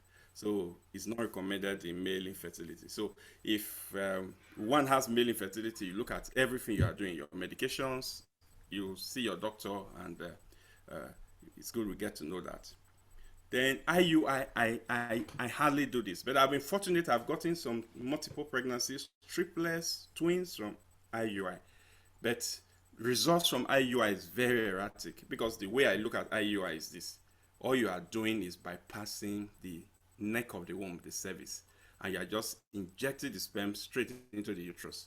And if you have good sperms that are very active, once the penis injects it in the vagina, it travels the same way. Once the cervix is okay, there are no obstructive factors or no antibodies to destroy the sperms or whatever. It goes the same way. So I look at IUI like trying to have spontaneous pregnancy. So except couples, they insist, but I usually will counsel them. You can save money, just save a little bit and get some money to do some IVF. Because in Nigeria, it's before I left, it was about 250. So 250 to 1 million, though the differential is much, but you can save and get to do that. If you really want to, you can save to get to do that. So good results are gotten when the sperms are greater than 10 million. Some people will say, oh, you have sperm count of 1 million, or so why don't you do IUI? Poor sperm count, motility, also associated with IUI failure. And I'm not an advocate for IUI anyway, but we do have successes from IUI too. So success rates are highest when you have greater than 14% of sperms with normal morphology. Then you have poor success rates when you have less than 4% normal morphology. So for this type of patients, we advise ICSI. So donor sperms, indications for donor sperms. When there's azoospermia, that means absence of sperms, right? When somebody has immunological factors that cannot be corrected, or when there's a genetic disease in the husband, you don't want that to be transferred to the child. Then surgical treatment of male infertility. This again, I don't believe much in this, except maybe like occupancy. That means when the testis is in the tummy and is brought down early enough, right? You should get good results from that, right? Varicocelectomy, when a man has varicose veins, you know, they are engorged veins in the testicles. The way God has created the testicles is hanging down in the scrotum, and there is the temperature differential between the testicles in the scrotum and the other parts of the body is about 3 to 4 or 5 degrees Fahrenheit. So if you say the normal body is about 94 or 96 degrees Fahrenheit, so God has created it in such a way that that place is there's a cooling system there, right? That has what we call a countercurrent mechanism. So if you have engorged veins, it will affect that cooling system, right, in the scrotum, and the testicles will not produce good sperms. So surgeons have been able to do surgeries, varicocelectomies, and that has improved sperm counts in some people. We've seen that, right? Then vasectomy reversals, right, has also yielded some good results also. So I'll go now to talk about erectile dysfunction. Erectile dysfunction, simply put, is the inability to initiate and maintain erection during sex. The inability to initiate and maintain erection during sex, right?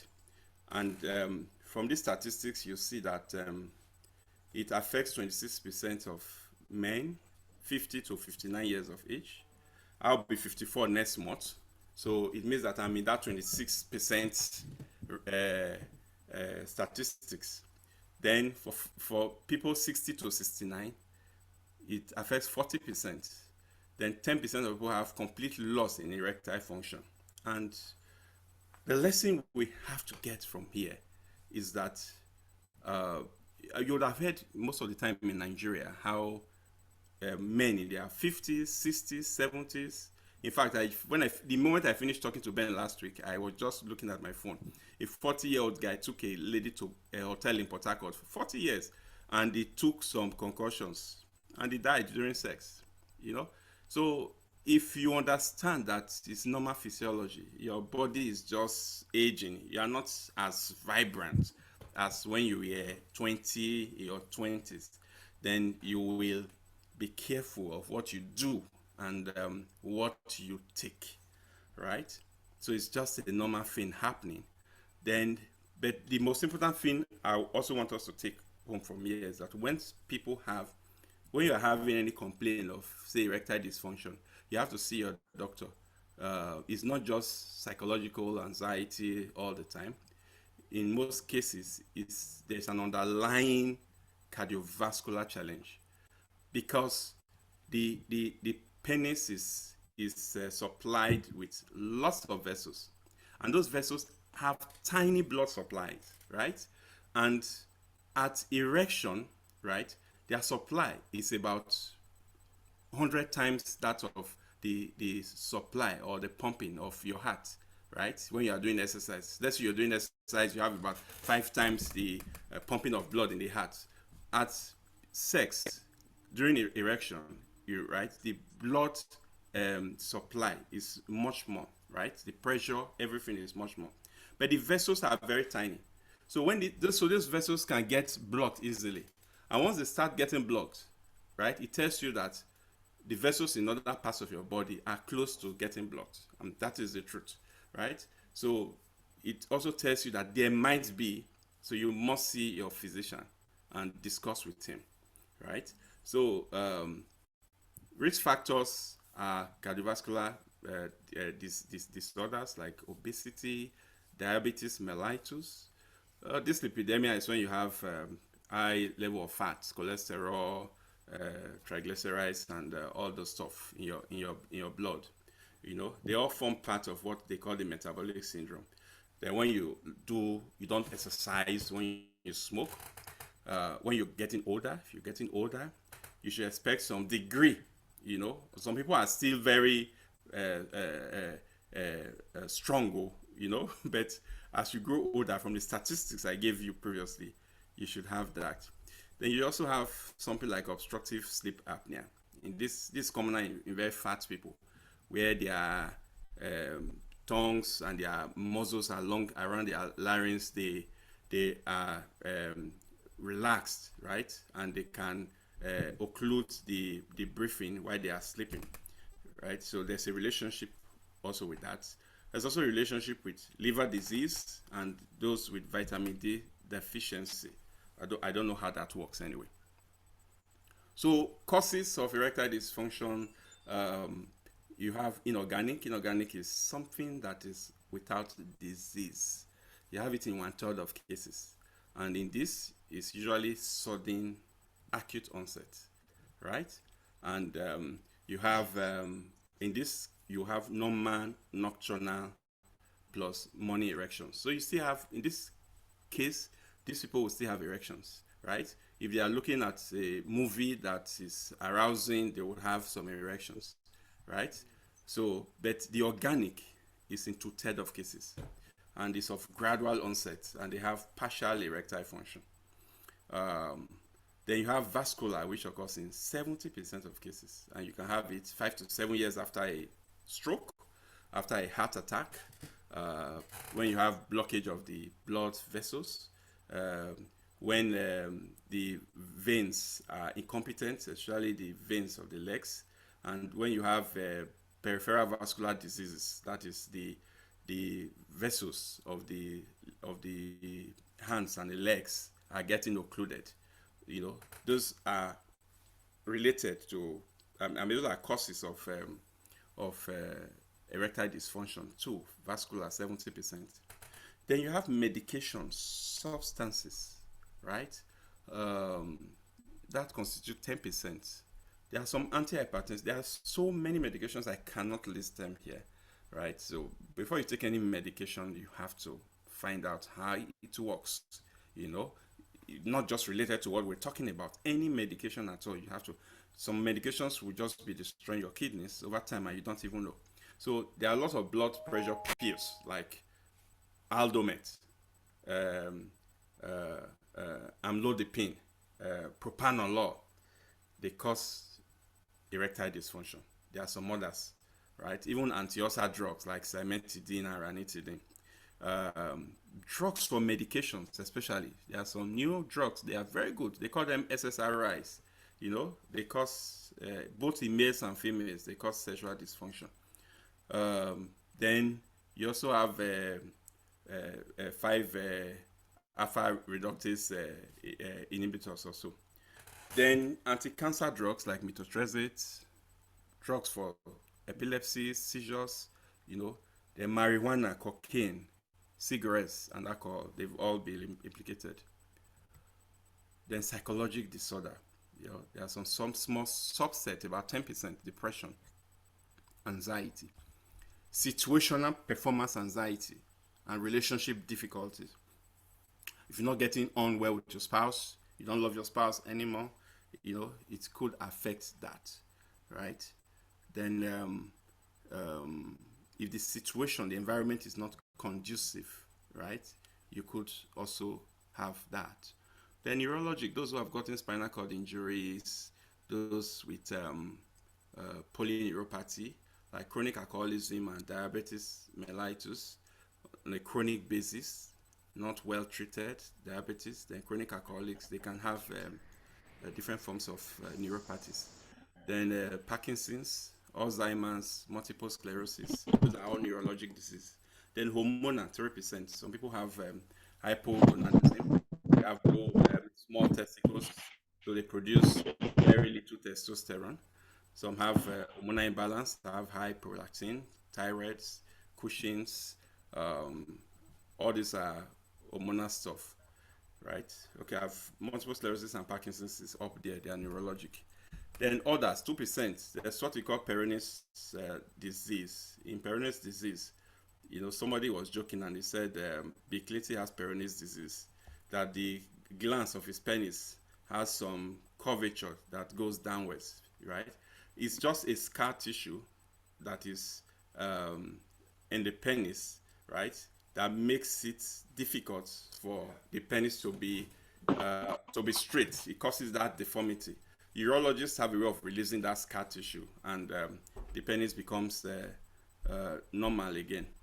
Then trauma, pelvic fracture, surgery, all can cause erectile dysfunction. Then classification of erectile dysfunction. Basically, there are three broad classifications. It could be organic, right? That means it's caused by a disease, or psychogenic, right? Or mixed, combination of psychogenic, organic. Differential diagnosis would be impaired libido, impaired desire, ejaculatory disorder, hypogonadism, disorders of orgasm, then Peyronie's disease. So for history, we have to take the history very well. The sexual orientation is important. The relationship is very important. Then the emotional status of the patient. Then the onset of the issue, when it started. You have to find out whether there are some interesting events or significant events around when this started. Then you have to take a history of how he achieves or maintains erections, if he does at all. If he gets to orgasm, then that's heightened state of excitement. If he ever gets there when he's climaxing, if he's able to ejaculate at all, then if he has pain during sex or during intercourse. You asked about desire, libido. They also ask about nocturnal erections. If he's having nocturnal erections, that's erections at night or early in the morning, then most likely it's inorganic. It's not organic. So maybe you would need a psychologist or a psychiatrist to sort him out. Then relationship difficulties, situation now usually sudden onset, normal morning nocturnal erections. So you also have to look at relationship difficulties. Is the man in good relationship with the spouse, or does he have somebody outside that he now loves? You know, you also have to look at that. And as part of the history, secondary performance anxiety, that should be looked into very much, because some people, once they have this performance anxiety, it becomes a vicious cycle, and when they want to do the act, it's like they're thinking, will I be able to do it again? Will it not happen the same way? You have to find out if there are any factors that are causing that performance anxiety to come about. Stress, fatigue, when you're very tired, depression. You also look at the cardiac risk, hypertension, diabetes, lipids, obesity. Look at the medications the person is using, the substances is taking or is abusing, and if he's also abusing nicotine. Then if he has pelvic symptoms, you know, if he has used radiation before, if there's trauma to the pelvis. Then there are some questionnaires that have been validated for this, and they assess severity and the efficacy of treatment for patients who have erectile dysfunction. And there are two. One is called the Erection Hardness Score, and the other one is called the Sexual Health Inventory for Men. This can be used to assess people with erectile dysfunction. So physical examination, we can do a direct physical examination, examine the penis to see whether it is small, and check if the person has any genetic abnormality, like Klinefelter's, where they have extra chromosomes, 47 SSY. If the testicles are small, penis is small. If he has some breasts, if he doesn't have hair, if he has weak muscles, weak limbs, you have to look at that. Then you also look at the peripheral pulses, the pulses around the legs, the feet. You know, the pulse, they call it the dorsalis and the posterior tibia. Those are peripheral pulses in the legs. You look at them. Then you look at the pulse in the hand, radial, and see how they are. If they are weak or they are not there, it gives you an indication that this person will have a vascular problem. So if you cannot feel it in the big pulse that is peripheral, that means that the penis is gone. It's more vascular. Then thyroid examination is important. Recently, I came across a 19-year-old guy who came to me, and he's just been treated for severe Graves' disease, and his erectile dysfunction started with the Graves' disease. And I referred him to the urologist because the thyroid hormone levels are good now, but he still has that challenge. But it was good before the Graves' disease came, you know. So that's a different culture and different setting. If a 19-year-old guy comes to you and talks about sex in Nigeria, we'll say, what do you use sex to? But yeah, you have to do your work. Then you look at gynecomastia, distribution. Gynecomastia is when you have, in a man, when he has a large breast, let me put it that way, then a man is supposed to have male pattern hair distribution. When they are reduced, you know, you'll be worried. Then if you have pelvic sensory or anal sphincter tone, if they are reduced, there may be some, you may have to rule out any problem along the spinal cord also. Then atrophic testicles, reduced perineal sensations, decreased bulbar cavernous reflex. Okay, atrophic means small testicles, right? If you have reduced perineal sensation, you should be worried and evaluate proper. You may need a neurologist to continue that. Then investigations, you do the blood sugar, both the fasting and the one that measures the sugar for 3 months, A1C. You do the lipids, you do the TSH, that's the thyroid profile. Then you do the EKG, you want to see if the heart is good. And if there's a risk for heart disease, you can also do a stress test. You do the full blood count, liver test, you do the kidney function, and you do the hormonal tests that were mentioned and before. And you can also do urine, prolactin, and if the prolactin level is raised, you can do a CT scan of the brain to rule out prolactinomas. Then you can do the male hormone, the testosterone hormone. Then general management, what is very important is lifestyle and general management. It's very, very important. If a man changes his lifestyle, if he starts eating well, eating grain, vegetables, fruits, you know, there will be lots of improvement, you know, from those who eat a lot of junks and sugary stuff and alcohol, smoke, drink, marijuana, you know. If you change your lifestyle, there will be good change, you know, except it's something congenital or there's been some maybe marked destruction, de novo. So erectile dysfunction is a marker for underlying cardiovascular disease. Treatment of obesity is said to have improved. There's said to have been 31% improvement with treatment of obesity.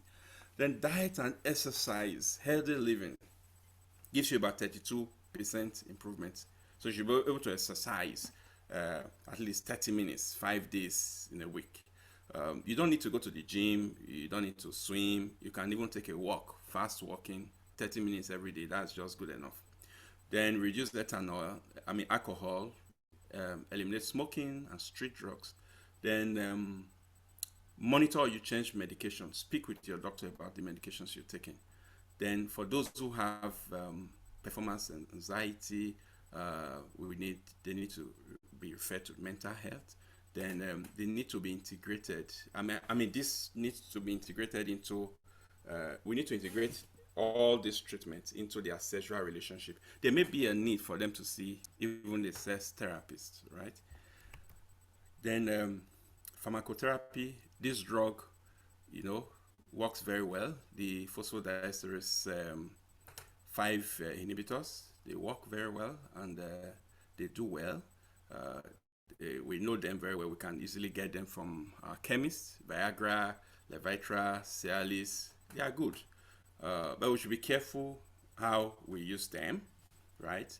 Because there are some conditions that you will not want to use them. If you are taking something like nitrates, right, which is for heart disease, and you take it, you may die from shock, low blood pressure. So don't use in patients who have unstable angina, those who have uncontrolled blood pressure, those with heart failure, recent myocardial infarction, that's recent heart attack. Then those who have high risk of arrhythmia, then those with hypertrophic obstructive cardiomyopathy. So refer these people for cardiac assessment. Then adverse reactions, cardiac events, hypotension, this could occur, right? Then I'll tell an ugly story. I once had a professor who worked with me, a senior colleague, and he was found dead, and there were tablets, plenty of Viagra around here, and with his naked body, and the girl ran away, you know. So this has killed a lot of people, and it's just out of ignorance, you know. My advice is this: you see your doctor, and once you are properly evaluated, you're fit enough, they'll tell you the dose that you even take. And we prescribe it a lot, and it works. It helps people with erectile dysfunction, right? So you use with caution when you're taking alpha blockers, right? These alpha blockers can be used for high blood pressure, and they can also be used for those who have what they call hyperreactive bladder, also overactive bladder, right? So we use that for that type of incontinence. So they are good medications, but they can cause they use them with caution, right? And you use with caution also with patients who have kidney and liver dysfunction. So we're talking about Viagra, Cialis, Levitra. Then studies have shown that in 3 out of 100,000 people, it can cause sudden severe loss of vision. Side effects are headache, flushing, dyspepsia, congestion, visual disturbance, back pain, dizziness, hypotension, heart attack. Right, so it's not a drug you just go pick and take anyhow. They're effective, but you should use with care. Then for those who have problems with their testicles, maybe their pituitary hypothalamus is reducing little hormones, stimulating the testicles, and they have hypogonadism, right? For those with low testosterone replacement has been found to be useful. But of course, we have to rule out prostate cancer also, because we know that for those who have prostate cancer, if you give testosterone, it will enhance the spread of the cancer. Then you could have treatment failure, often 20 to 50% from incorrect use of phosphodiesterase 5 inhibitors. You should try at least 6 times. 30 to 50% will fail to respond. You optimize switch, try daily dosing of tadalafil. This is also like sildenafil. Then refer for psychosexual counseling or urologist. So most of the time we work with the urologists. Male infertility, we'll work with them and we listen to them and we send our patients to them. We also work with psychologists and mental health. Then for surgery for erectile dysfunction, people have talked about using transurethral apostadil as a prostaglandin. It causes dilatation. It opens the blood vessels of the penis, right? And so once you have once it's opened and you have more blood in, right, it can get engorged and becomes very rigid. So there are injections and there are also gel that they can inject into the opening, the urethra. Then there are also some vacuum constriction device. The urologists, they know about this, which they can implant in it in the penile gland, and they connect it to the scrotum, and it also works as per giving rise to good erection. Then they do surgical prosthesis. Prosthesis are devices that like implants that erection too. These are the surgical techniques that could be used in erectile dysfunction. So when you have field medical therapy, you have to refer to the expert, right? And the urologist is the people we normally refer to. Then if somebody has significant penile anatomic disease, like the Peyronie disease I talked about, due to scarring, you refer to the urologist. He's the one going to release the scar in the penis. If you have a younger patient with a history of pelvic or perineal trauma, you have to refer. Then for cases requiring vascular or neurological assessment, you refer to the neurologist, you refer to the psychiatrist, you refer also to the vascular surgeon. For complicated endocrinopathies, refer to the endocrinologist. For complicated psychiatric or psychosocial problems, refer to the mental health experts. Conclusion: IVF is a 20th century science revolution in medical science, and Nigeria is part of the revolution. Infertility is a couple's disease and not the challenge of the woman only. Male infertility is equally as common as female infertility. Erectile dysfunction is an early sign of an underlying cardiovascular disorder. Thank you very much. That's the end of my presentation. Thank you. Thank you so much. This was an exhaustive and extensive presentation. I know it has taken a long time. So I just comment briefly? This is a book I wrote recently, and it's called Special Miracles in Pregnancy and Childbirth. So it tells you everything about infertility, the different stuff you need to know. But interestingly, there's a balance between spirituality and the physical. So I also looked at it from the biblical perspective, right? And I touched also on the physical perspective. It's on Amazon, so you may have to look at it. Thank you. All right, thank you so much, Gabriel. Ben Aimua, before you take over, Gabriel, we're going to stop sharing. Okay. One, then two, we are going to go into the Q&A session. I would want you to put some light around you, so that, because that place is very dark, so that when you answer questions, people will see you. You're right. It's getting dark. Yes. So you can stop sharing so that we'll have the full screen and be able to see our folks. Okay. I'm sure I've stopped. Okay, thank you. All right. Maybe before we go on, if Joe can just acknowledge a few people who are here that he wants to acknowledge. Yes. Before thank you so much. Yeah, Thank you so much. First of all, I will acknowledge members of my family. If you look at the ratio of the Ohen family here to all others, is something remarkable. I have so many of my family members from Europe, from Nigeria, from here in America, Canada.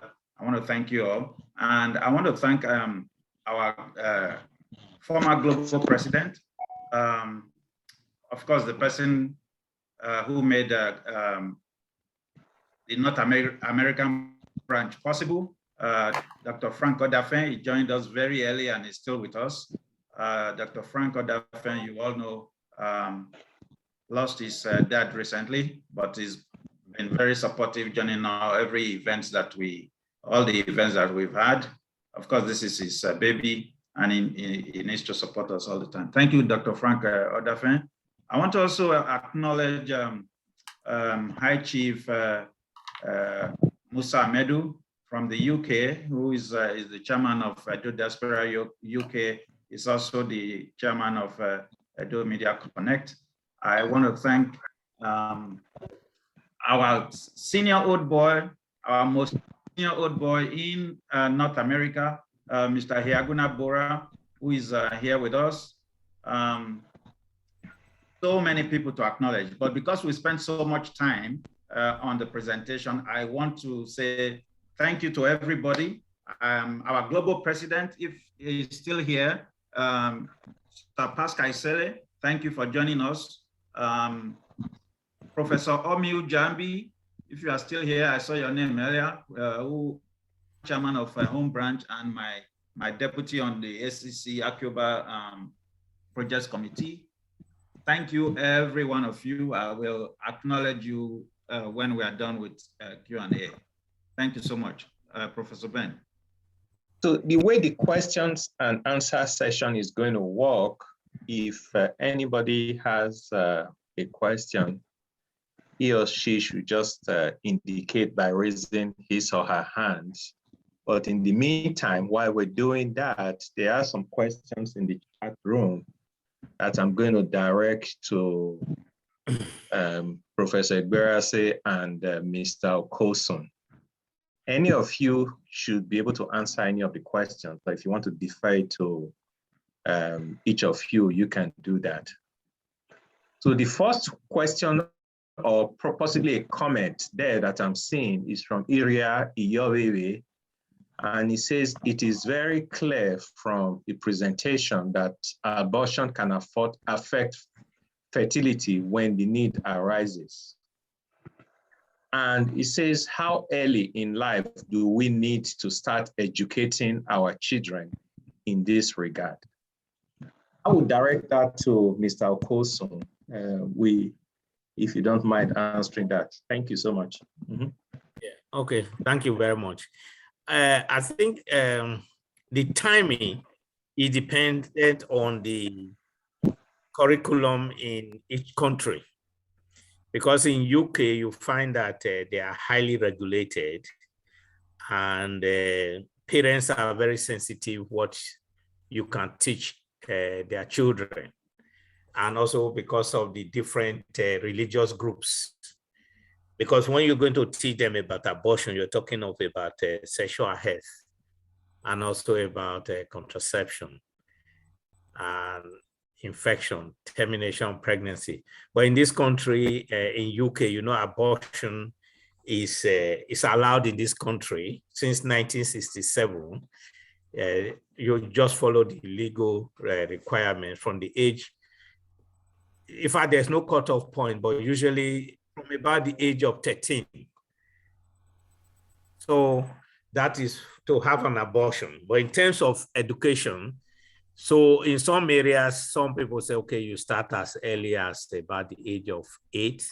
Some parents don't want their children to know anything about sexual education, because sexual education means that you have to tell them about the reproductive system of the man and that of the woman.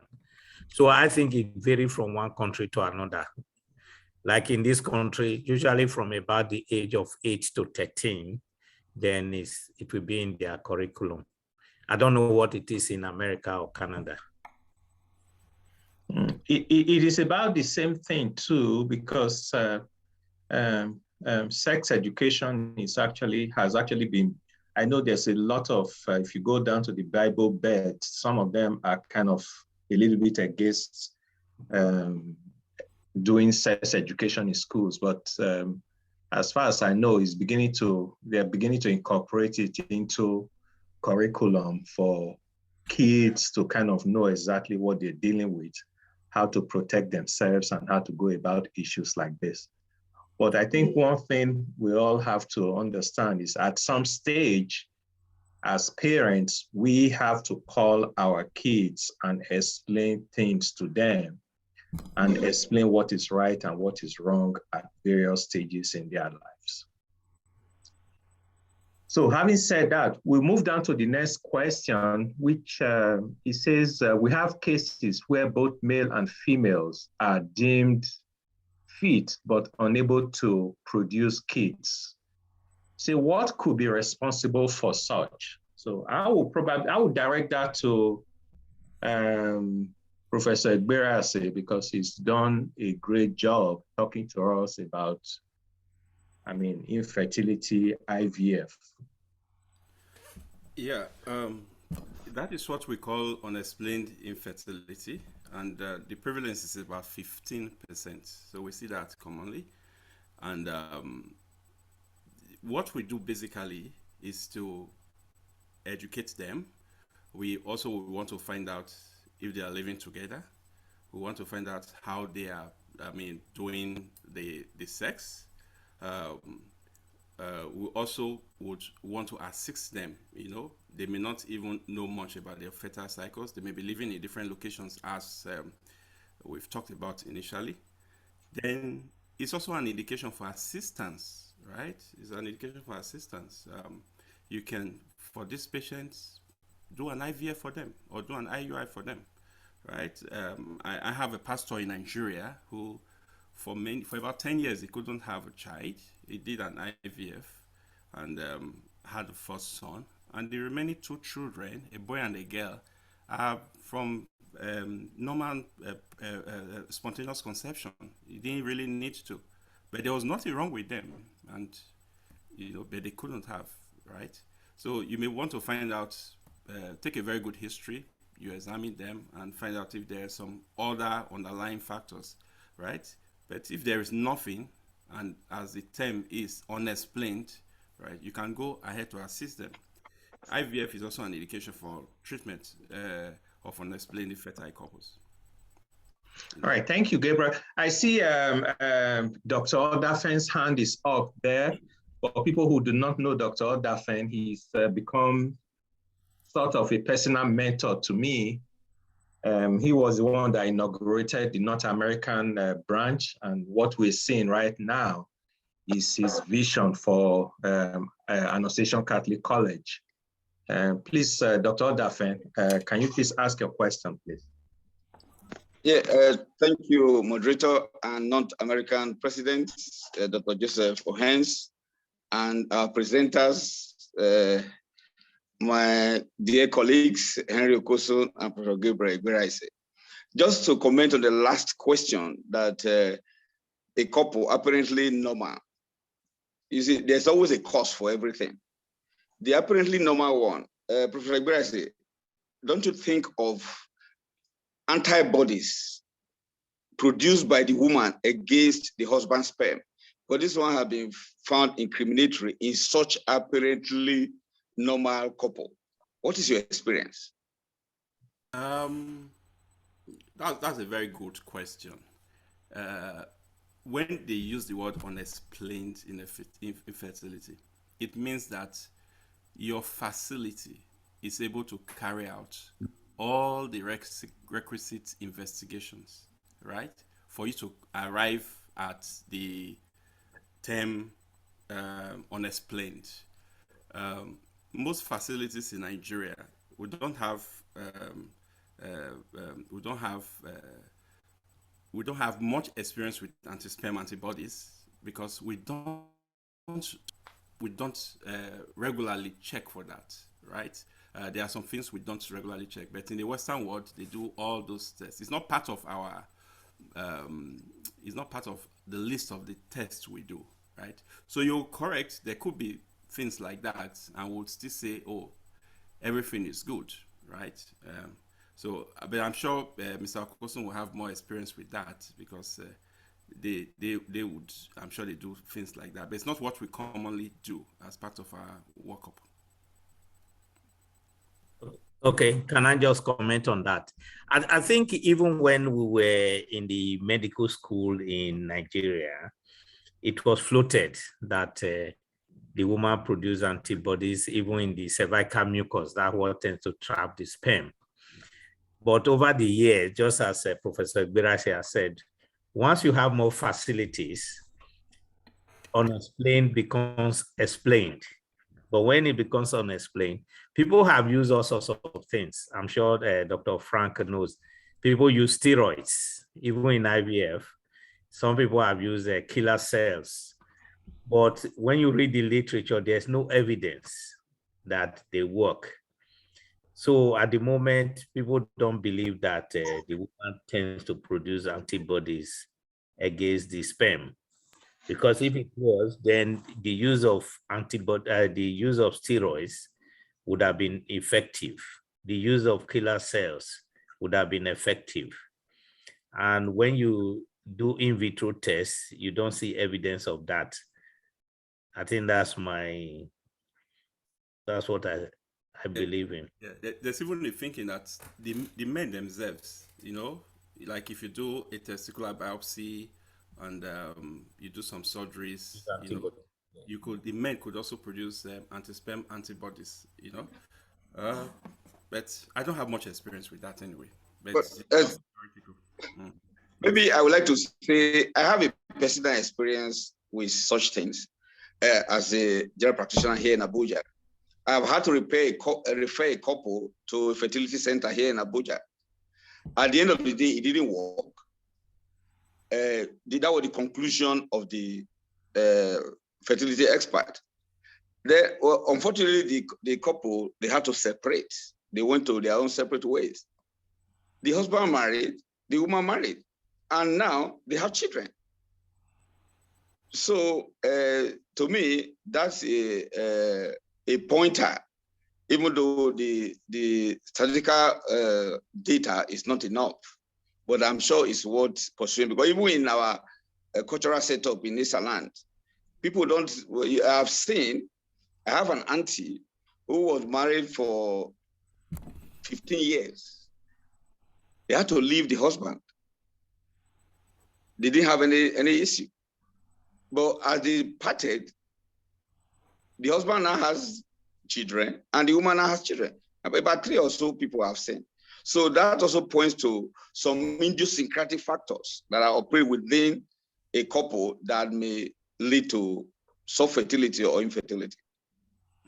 Please let me just seize this opportunity because I'll be exiting because I have something else to attend to. I want to thank the organizers. I want to thank our presenter for the very succinct way they presented their stuff. For those of us who are medically inclined, I'm sure we enjoyed every bit. We know if we went to a seminar, we would have to pay a lot to listen to all this.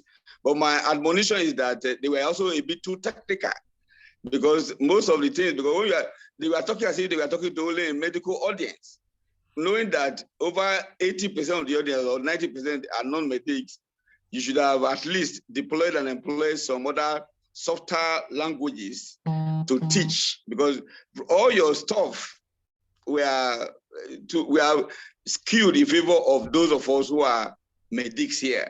But I'm sure at the end of the day, most non-medics will lose their mind, will fly away because they wouldn't understand what we are saying because of the medical jargons. I know it's difficult sometimes, but as teachers, you must also learn to use simple things to bring your points home so that complex issues can be explained to the ordinary mind. Otherwise, you have done exceedingly well. Your performance was on the superlative. So Henry Okosun and Gabriel Igberaese Babulo, thank you very much and God bless. My president of North America, can you permit me to exit? And my brother Aimua and my colleague, please, I want to exit. Want to leave. Thank you. Okay, sir. Thanks for always supporting us. Yeah. Before I take, yes, thank you. Before I take Professor Siemens' question, I see his hand is up there. Dr. Aimua, Dr. Faith Aimua, my wife, she has a comment there and also a question, and it says, excellent presentation. Could you kindly discuss sex selection in artificial reproduction? That's always a topical issue, especially if you go to Nigeria where people say, oh, I want a male child. I don't want a female child. Is there anything like that in terms of artificial reproduction? And can you educate the audience with respect to that? Okay, we actually do sex selection. The technology is in Nigeria, and we do it by way of pre-genetic implantation diagnosis, in which you fertilize the sperms with the eggs, then the embryos will be needled by the embryologist, right? And the biopsy specimen will be studied for the particular sex, whether male or female. And at the end of the day, this same technology is used to screen for other things like abnormalities in chromosomes. It's also used to screen for sickle cell disease, right?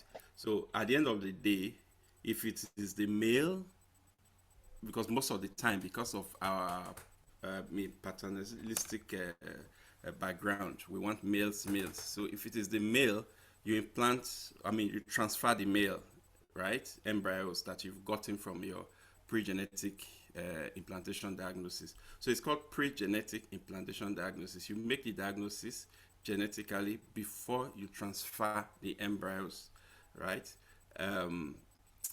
It's done in some centers in Nigeria. I don't do it in my center. What we do is we invite the embryologists from those centers where it's done. They come and do the biopsy and take the specimen away. But it's not what I encourage personally. I don't encourage that, except the people want it, because the family accept they want it, because it's very expensive. Very, very, very expensive. Right now in Nigeria, they charge about 5 million for that. Those centers who do it. So it's crazy. So it's not. I don't think it's worth it. But if you have the money to waste, you can go doing that. That would also have some moral, ethical, religious viewpoint, you know. But in the practice of medicine, you have to satisfy the patient, right? I don't say anything wrong in that, but it's not something that I really advise. But it's done commonly. The technology is more available in the Western world, but few centers have it, the technology. Yeah, we're just going to move to the next question just because we're kind of constrained with time now. Professor Sime, please, can you ask your question, please? All right, thank you very much. Probably more of a comment, really. It was to respond to the comment by other friend who has left. There's this concept of super fertile individuals, people that are quite fertile. So if they marry somebody who is sub-fertile, for example, they may have a challenge.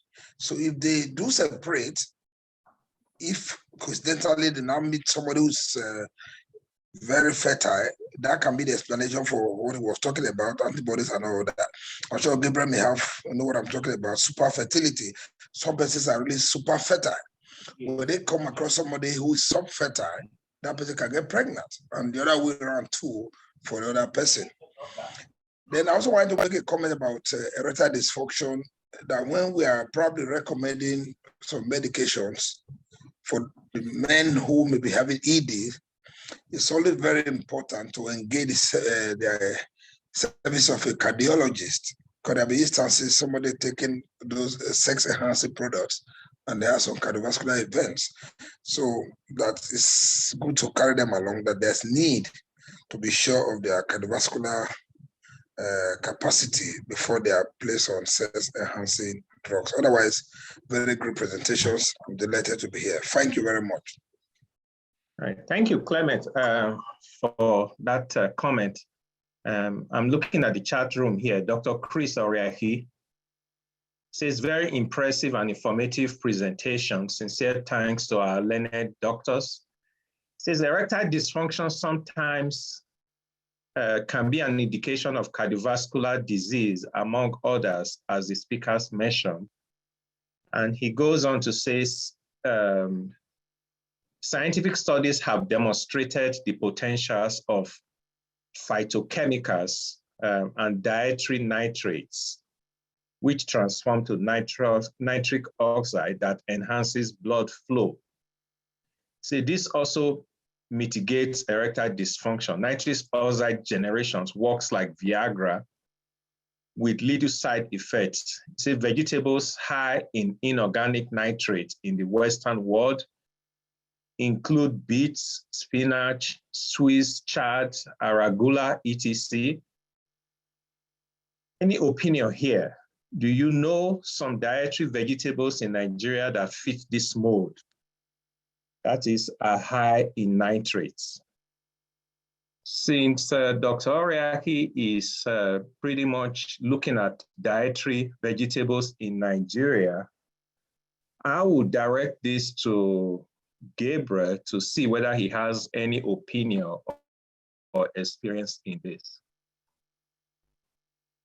I don't really have any experience in that, but what I counsel patients is to take lots of grains, right? Prepare smoothie with vegetables, So I think our vegetables at home, the bitter leaves and all those vegetables we use, F4 and all the rest, I'm sure they'll do the same work with spinach and what they have down here, but lots of grains and fruits, vegetables, less of sugary stuff and fatty stuff, we do the work.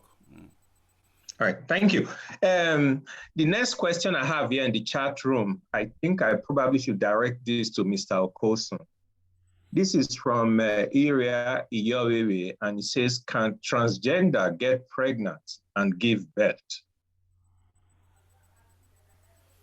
It has to be clear what it means by the transgender. Transgender, yes. Yeah, because when you talk of transgender, it's either a man goes to become a woman becomes a man, and it depends on how far they've gone into it. because transgenders these days, there are different types. Some don't go through the whole spectrum. Because if it's a man that becomes a woman, you remove the penis. So how is she going to get pregnant? Because one, he cannot produce the sperm. Then two, he cannot, you cannot, I don't know, there's no literature yet that to say that you will now be able to create a vagina with uterus, with tubes and ovaries. The same with a woman. If they become a man and you remove their uterus and ovaries, so he cannot. The only thing most of the ones I know in UK, they do is more or less like surrogacy. They go and get somebody to produce the sperm, another to produce the egg, and they get somebody to carry the baby. I think that's I don't know if Professor Igberaese has idea. It's more of surrogacy, as you've said. More of use of donor sperms, donor gametes, yeah. Surrogacy. That's what is done. All right, thank you very much. I'm sure I was talking about same-sex people, maybe lady, man. I'm sure it's more of that. Yeah. I see a comment there that says, good evening to everybody. Nice to be with you. Highly commendable and educative delivery by erudite speakers. May God bless the organizers. This is Prince Gabriel Foratade from Lagos. Thank you for joining us. We really appreciate your presence today. And I also see a comment from Dr. Igberaese, and he says, the presentation is highly informative, very detailed. Thank you, Professor Igberaese. There's a comment from Marian Ohamu. Thank you for joining us. And he says, wow, this is a very detailed presentation. She specifically thanked the presenters. We have a comment that we're going to take home. This is from my senior colleague and also my brother, Andrew Agun. And he says, a good meeting. He says, it is a shame that the talks weren't broken down to the lay public. Yes, I kind of hear you, and I also took the comments by Dr. Odafe into perspective as well. But I think the take-home message is the fact that infertility is a real problem, and it cuts across every socioeconomic strata, whether you're living in the Western world or whether you're living in Nigeria. I see a comment from Dr. Victor Achideno that says presentation were very impressive. Yes, my senior here, Daniel Arewo, who lives in Texas, has been a great supporter of ACCIOBANA. I see his hand is raised. Please, Chief, can you please ask your question? Thank you very much. Based on the question asked by Dr. Christopher Oriahi, can the presenters succinctly tell us if eating or with the vegetables, we talk about the spinach, lettuce, and the rest of them, can they help or can they be used in place of Viagra, Cialis, and the rest of them? Because they said it increases blood flow. If that is the case, because from the layman's point of view, let's leave the medical jargons. From the layman's point of view, they say when we take some of these sex enhancement medication, they kind of increases blood flow to the penis, and that causes the erection or the hardiness of the penis. So if we take all of these vegetables, can that help us with erectile dysfunction? I would answer part, and Dr. Okosun will also answer part and come to my rescue. The truth is that there are other causes of erectile dysfunction, assuming it's from a neurologic cause. Assuming the patient has maybe spinal cord transection or whatever, there's no amount of vegetable that you take that would sort that out, right? So it depends on the theology. And even if you're taking vegetables or taking grains, right, the effects would come with time, right? It's not immediately, you know. If your vessels are clogged with fats, or they are already old, and the diameter is so small, right? You don't expect magic, right? You know, so there's still place for those drugs. If you want to have fast response or quick response, there's still a place for those drugs. Then we are looking at not just erectile function, good erectile function. We're looking at overall quality of your sperms also for fertility. I'm also thinking about that, you know. So maybe I hand over to Dr. Okosun if he has anything to say more. Okay, thank you very much, Professor. There's really not much to add. There is no real evidence because, you know, in medicine, because we are Western trained, we depend on evidence where people have looked at it and they randomize it and then they now tell you this works or doesn't work. Because we see all sorts of adverts. I'm sure those of you who go to eBay or Amazon, you see all sorts of adverts. They will tell you antioxidant, we do this, we do this. Yeah. But in most cases, there is no evidence. It's same as diet, because when we say diet, you combine it with other lifestyle changes, like losing weight, exercises, because all these things help the blood flow.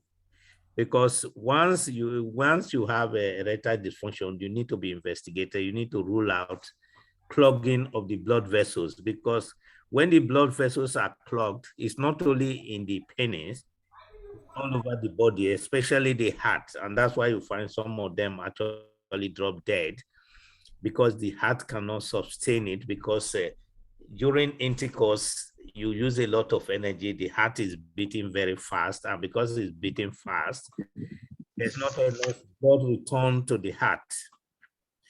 Some people use even vitamin C or take vitamin E. There is no evidence they work. Even the use of vegetables and all those ones. Yeah, I think it's good for general health, but in terms of erectile dysfunction, there's no evidence for that. Thank you very much. I hope Chief Arewo, I hope they kind of answered your questions, because I was I was looking at an article recently, and the article actually says 478 medicinal products that increase erectile, that improves erectile dysfunction. Let him go and try it now.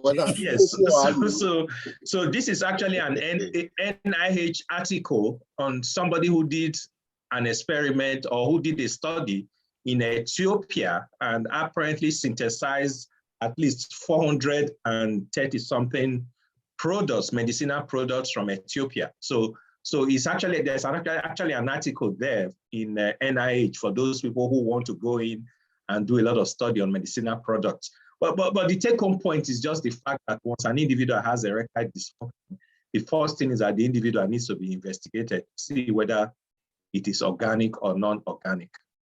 Now, Kennedy Ije, who is one of our ESCO members in North America platform, he is a pharmacist by training.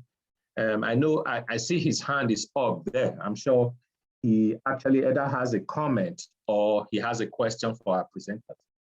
Yes. Kennedy. Thank you so much. I actually wanted to say something pertaining to the question asked by Senior Oriarewo.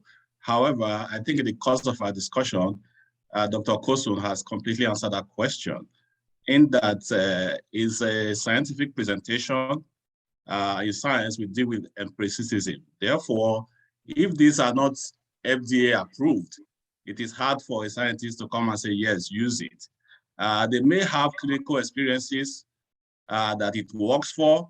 But since there are a lot of factors that could contribute to that, and also there is really no empirical evidence to prove it, a scientist may not be able to say that.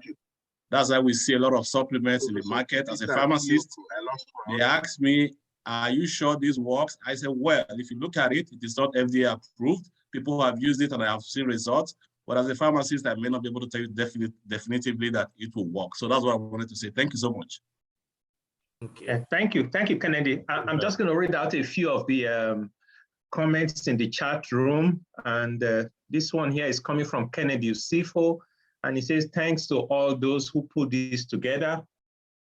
We have to thank the North American ACCIOBANA for doing this continuous education for members and the public as well.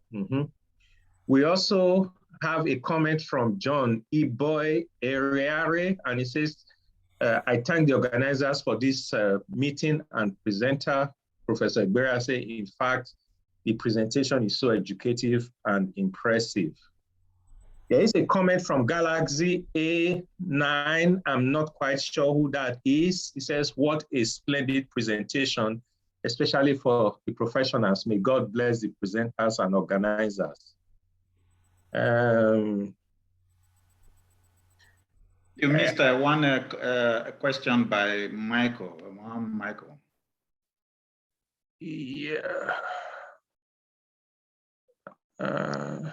Yeah, let me go up there. Or hence you can ask that while I'm scrolling through the comments. Yeah, what did he say?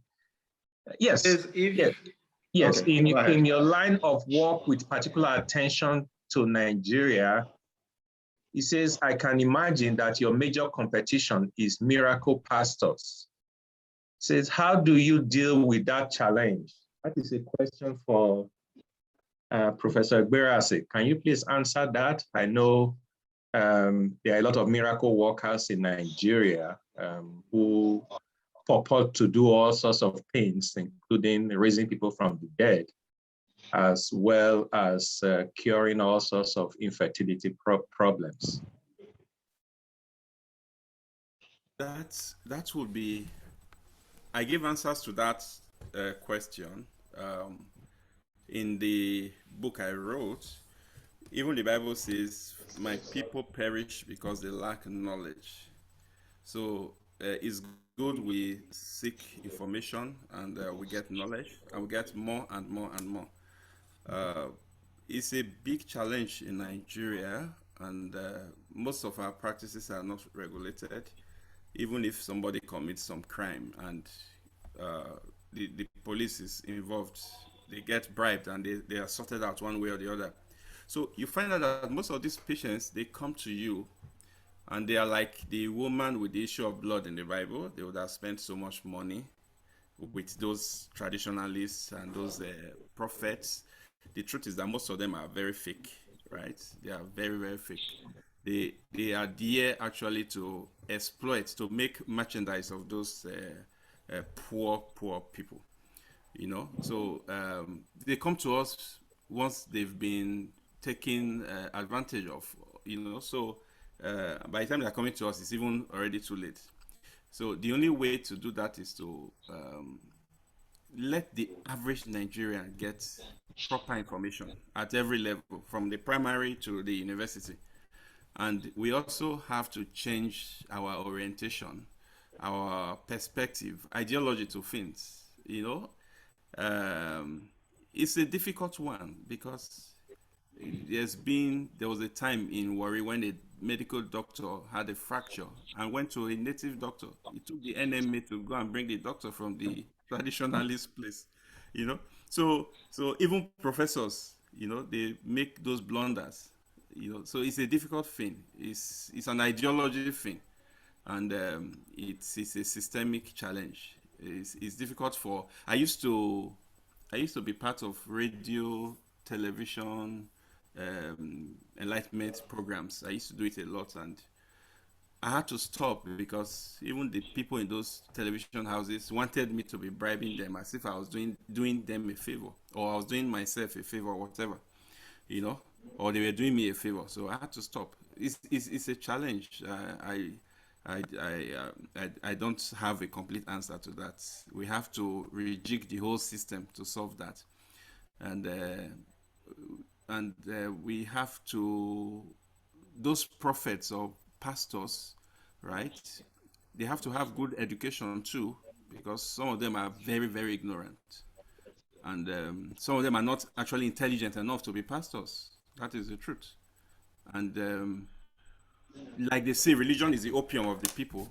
So whatever you tell any person that he wants to hear, he takes it. It's a difficult thing to do. It's a difficult thing. Okay. We're going to take a few more questions and a few more comments. And I think we've spent so much time on this topic. The presenters have exhausted. A lot of the questions and answers, and they've answered a lot of them. One interesting thing I'm seeing down here is from Iria Iyowewe, and he says, has anyone really done any research on all the roots mixed with ogogoro, bitter cola, alligator pepper, etc., to know if they really work for men's erectile dysfunction? And he goes on to say, thank you much. We have learned a lot from your presentation. I think this question has apparently been answered by even Kennedy Ije when he said, you have to do things in a scientific way. We want to kind of go by the science behind most of the things we do. And if it is something that is not approved by FDA, even if it works for an individual, we are really not in a position to recommend that. And I see another comment from Mercy Igbomia, and she says, good evening, everyone. Thanks to the organizers and presenters for a wonderful outing. Can you throw more light on the specific vitamins needed in fertility? I will pass this on to Mr. Okosun. Please, can you share your view on vitamins in infertility, if they actually work? No, I think oh yeah, thanks. I think I mentioned it briefly that there is no evidence, because in some center, even in UK, you find some people will give them vitamin E. It's just like during COVID, when people say, okay, take vitamin D, it cures COVID-19. But when you look at the literature, there's really no evidence. It's an doctor, and people say, okay, it worked for me, it might work for another person. Perhaps even if he didn't take that vitamin E, the wife would have still got pregnant. So the only thing I can say, there's really no evidence for taking vitamins. Thank you very much. That was a very direct answer to a very good question. I see a comment from Professor Omi Ujangbe, and he says, where is his comment? Have I lost that? He says that is Professor Omi Ujangbe, former chairman of Home Branch and a member of the Global ESCO. He says it has been a very robust, heart-provoking, and informative presentation. I thank Dr. Ohens, the moderator, Professor Aimua, and the presenters for a job well done. So thank you, Professor Omi Ujangbe. All right, I have another comment there from Dr. Andrew Agun. He is a brother to us. He lives in the UK. He says the Department of Pharmacognosy in LUT is doing a lot of work on the effects different herbs have on medical conditions. Say they need a lot of help and support. So I guess this is probably directed to the entrepreneurs and business guys in our midst who, in one way or the other, want to support this cause from LUT. We are at 4:53 Eastern time right now. Please, if you have any question, I would just like to take one more question. Or two there more is questions. one question here. There is one here by Raymond Akoko.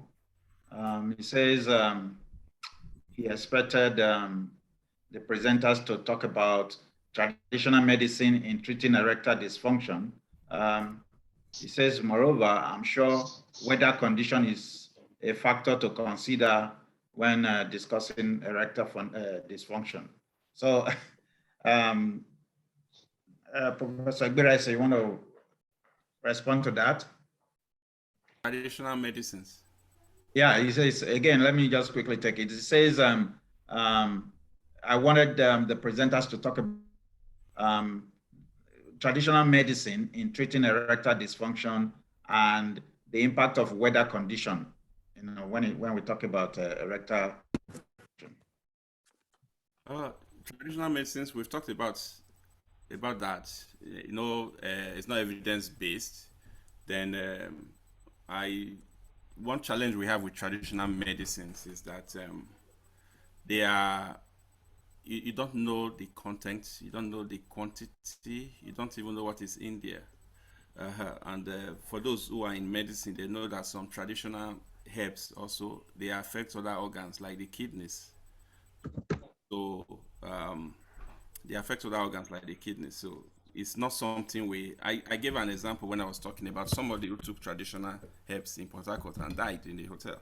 So we have to be careful of what we take. They are not standardized in their preparation, so we should take note of that. Then the other question is cold. Weather cold affects weather condition generally. Weather condition, condition, winter or summer. You know, I really don't think it does affect.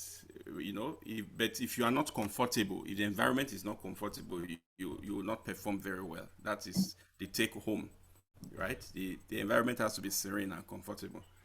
People, even in Nigeria, people give birth to more children during the rainy season. You know, and some of us, we go back to the day to our birthday, we'll discover that our parents met during the rainy season in Nigeria. So I don't really think so. Okay, so let's the environment should be comfortable, right? Yeah, let's just quickly acknowledge some our senior brother and in-law Kennedy Usifo says thanks to all those who put this together. But on a lighter note, the brother who said the opening prayer said ACC made you all what you are today. I would say God did. That is true, sir. God did, then ACC added to it. Yeah. My president, quick question. Dr. Igberaese, the person that died in Port Harcourt, that guy talked about, is it not possible he could have died from exhaustion? And also, what would you recommend? Because as we are getting older now, some of us still want to continue doing what we were doing back in the days. What is your recommendation in terms of all of these encounters? My recommendation is that you eat healthy, you do exercises. If you do some good exercises, it will even make you understand how your cardiovascular status is. Okay. Then you see your doctor, you do all the tests, you take your medications to him, and if you are to use Viagra, you get the permission of your doctor. Okay. Thank you. We prescribe it for men even in their 70s, but they must be good to use it. All right, so we just have pretty much about 2 more minutes for this questions and answer session. And I'm just going to read a few comments there. There is a comment from Justice Omohwai, and he says, thanks so much to the organizers and presenters. I've really learned a lot, even as a pharmacist. I've been overtaken by sleep. Hope to join you some other time. Once again, thanks so much, and God bless you all. There is a question here by Roland Ihide, and he says, what are the remedies to erectile dysfunction associated with diabetes? Okay, diabetes is a chronic condition. The remedy is this: see your diabetologist, get good sugar control, take your medications do your exercises, do your dietary control, improve your lifestyle. But if the damage, you know, because what it does is a chronic condition and it destroys the vessels, the blood supply to the penis. It even destroys the innervation, right? So it can actually get to a stage of irreversibility. That is the truth. If it's so bad, just like when you have a chronic diabetic that is uncontrolled, has a neuropathy downstairs, the legs, and it has ulcers that is difficult to heal, and they have to, it's becoming rotten. Let me use that word. I think I'm a culprit of I'm the worst culprit, you know, in using medical terms. I try to break it, but I always find it difficult to, you know. So it's something like that. You have ulcer in the leg, chronic diabetic, it's not healing because of bad control over the years, and the next thing is to just chop off the leg to save the person's life, you know. So before it gets to that stage, right, if you're a diabetic, make sure you have good control. If you have good control, at least you can arrest the damage, you know, and perform better. But if the control is continuously bad, there's really nothing much you can do, right? You continue to have erectile dysfunction. Ben can throw more light on that even because he's a physician. That is medicine. Yes, I know.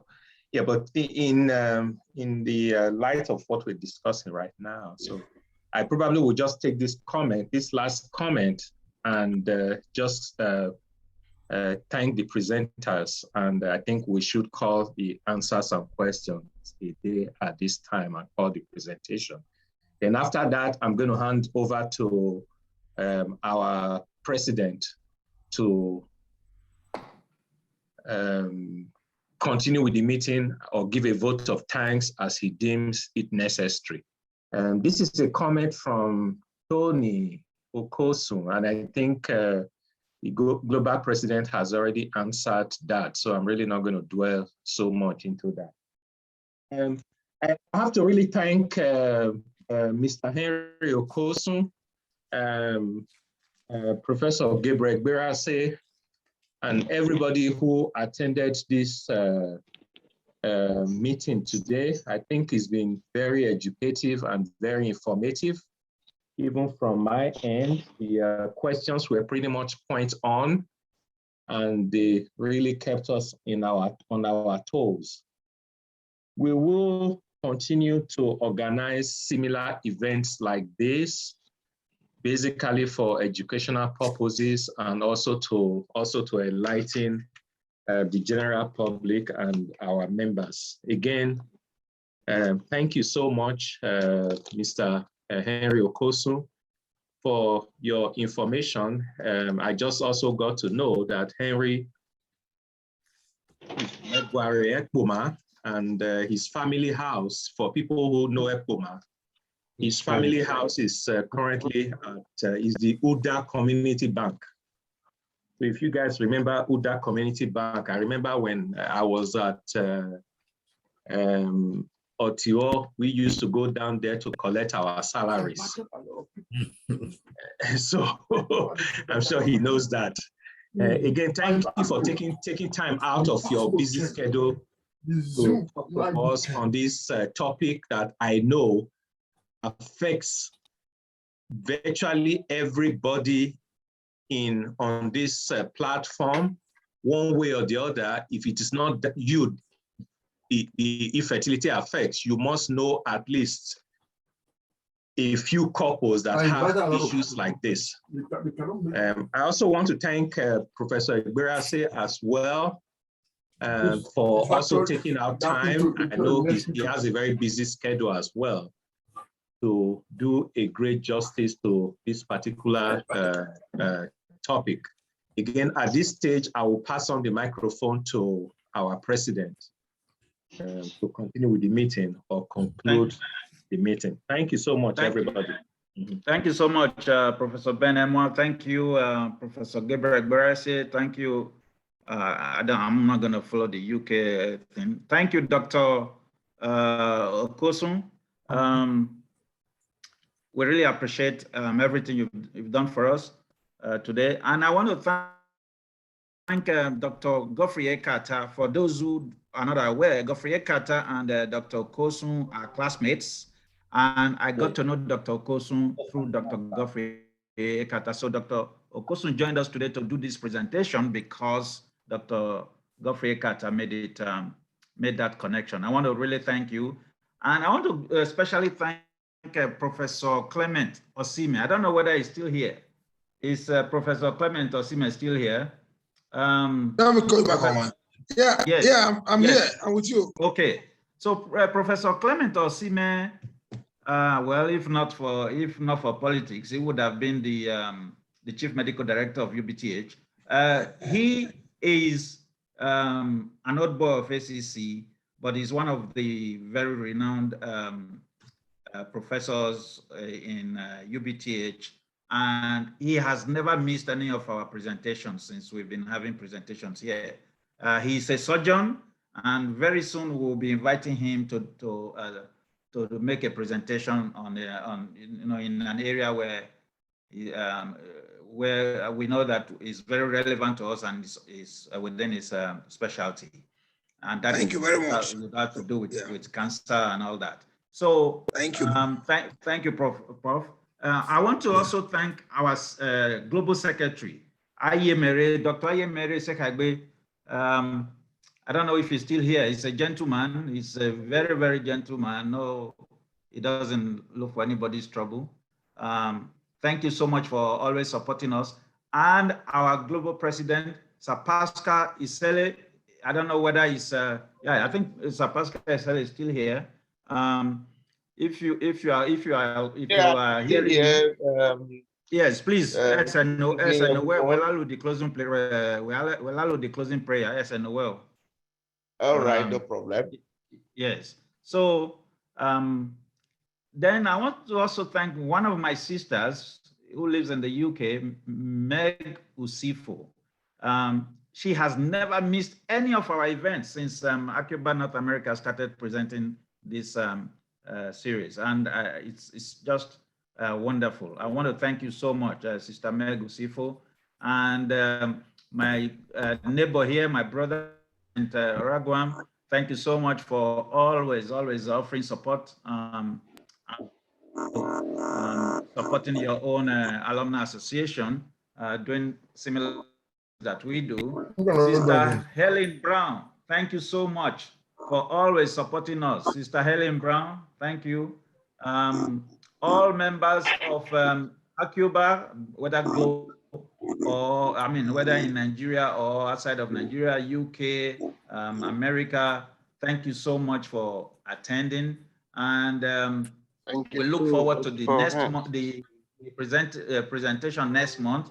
It's either going to be a medical topic or it's going to be something focused on our endowment, because we have an educational endowment that we put in place, 100 million. For those who do not know, we've raised about 75 million toward that endowment, but we are looking for investment bankers who will help us invest it, who will help us manage it. So next month, if we are not doing a medical topic, a medical topic is going to be a presentation by an investment banking group that will come and bid for that job. So having said that, I want to call on our global president to do the closing prayer, and then we can stay behind and continue to just network or just banter. So thank you so much. Wabulu, thanks so much. Thanks everybody. Please,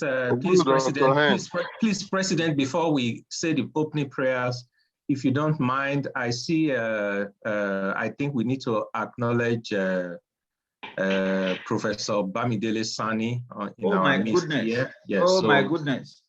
Yeah, and I see my sister is there, and you can scroll in and just look at the guys there. Oh yes, yes. Oh yes. Professor Bamidele Sani, if you are here, if you are still awake, please can you just speak so that I know you are here. Professor Bamidele Sani, can you hear us? Professor Bamidele Sani is of 1962 set. See, when majority of us were not born then, and he is a very strong supporter. He supports us with everything we do. And his daughter is the chairman of Edo State Universal Basic Education Board, superb. And she is one of the cabinet members we, ACCIOBANA Global, will be honoring sometime in April. We want to thank Professor Sani for always giving us support. Then we also have here Joe Brown, Ero, is Secretary of Edo Media Connect. I want to especially thank you for attending. There are so many names here. Oh, Godswill Amionawane from Germany. He is always a supporter. He is always with us. He attends all our events. Godswill Amionawane, thank you so much. I need to contact you. Godswill Amionawane, Mr. President, is the one we should we are working with, or will be working with, to set up ACCIOBANA Europe. He's going to be our point person in Europe for ACCIOBANA Europe, and that is something that we want to make sure we establish before June, or possibly the third quarter of the year. We'll be offering Godswill Amionawane all the support so that he will be able to coordinate with all our brothers in Europe. We have thousands of ACCIOBANs in Europe. Kesta Idokogi, our senior old boy 1972, said, thank you so much for being here. Jonathan Agedo, Bishop Jonathan Agedo from Sokoto, thank you so much for always supporting us. There are so many names to acknowledge. If I fail to acknowledge you, please bear with us, because we spend so much time on this program. We don't want to hold people for too long. But that does not stop me from saying thank you to Aimua from Nigeria. She's always here with us, always supporting us, always attending our events. Mr. Obode, my dad here in Bakersfield, thank you so much for being part of this event. Mr. Aseme Ramosele of Bini branch, thank you so much. Thank you so much for attending. And I really would like to go on and on and on, but it will be taking too much of your time. Thank you so much, Ben Austin Idemodia, our architect, who takes care of our projects on the campus of ACC. Thanks. We appreciate everything you do. Of course, Dr. Victor Ahideno, who was the very first guest to join us today. Raymond Akoko, Tony Okosun, we acknowledged you earlier. So thank you for always being here. Of course, our most senior old boy, 1966 set, Hiagwina Bora, who is here, and he likes entertaining us with stories. Whenever whenever he attends meetings, he entertains us with stories. And we are going to stay behind to enjoy more of such stories today. Thanks, Mr. Iria. I think my brother has left, but if he's still here, Dr. Henry Ohen and his wife, Mrs. Philomena Ohen, thank you so much. My brother who joined us from Festus Ohen, thank you so much. Perry Ohens, thank you so much from Dallas. I want to thank everybody. If I did not mention your name, just I apologize. Bear with me. So over to our global president. Global president, closing prayer. Okay, I must thank everyone and congratulate all those who attended this very, very beautiful, informative seminar, we'll call it. And so let us pray in the name of the Father and of the Son and of the Holy Spirit. Amen. Heavenly Father, we thank you for the good health you have granted unto each and every member of ACCIOBANA. We thank you especially for this meeting We thank you for the brilliant knowledge you've granted unto our facilitators and all those who organized this meeting. Heavenly Father, you know it all. You know what we need as human beings, especially as an association, the Association Catholic College Old Boys. We need the very best. The journey is quite good. So far, so good. We ask for your presence in our lives. We ask for your presence in the activities we do. We ask, oh Lord, for capacity to be able to provide all that is required in order for the association to work stronger and stronger. We ask for good health for our members and for our family members. Heavenly Father, for those of us in Nigeria who will be going to bed, we ask for good night rest. And for those in the West and in Europe, we ask for your protection as they go in and out, go with them and come back with them. We ask, oh Lord, for enablement to do all that is desirous. These and many more, we ask through your Son, Jesus Christ, our Lord. Amen. In the name of the Father, and of the Son, Holy Spirit. Amen. Okay, well, good night. Thank you. Thank you, Mr. President. For those of you who want to, for those questions, we posted our secretariat's email address is secretariat@acciobana.org. If you have some questions that you couldn't ask, please feel free to send those questions to our email address, secretariat@acciobana.org. Would send the questions to our presenters, and they will email your answer to you directly. No self-medication. That's what you need to tell our people. No self-medication. Whether I go or nothing. Yeah, but the agbo and the gbogbo shade they work sometimes. So that's what you think. You don't know what else it is. Stop. But for that time when we need them for this age and time.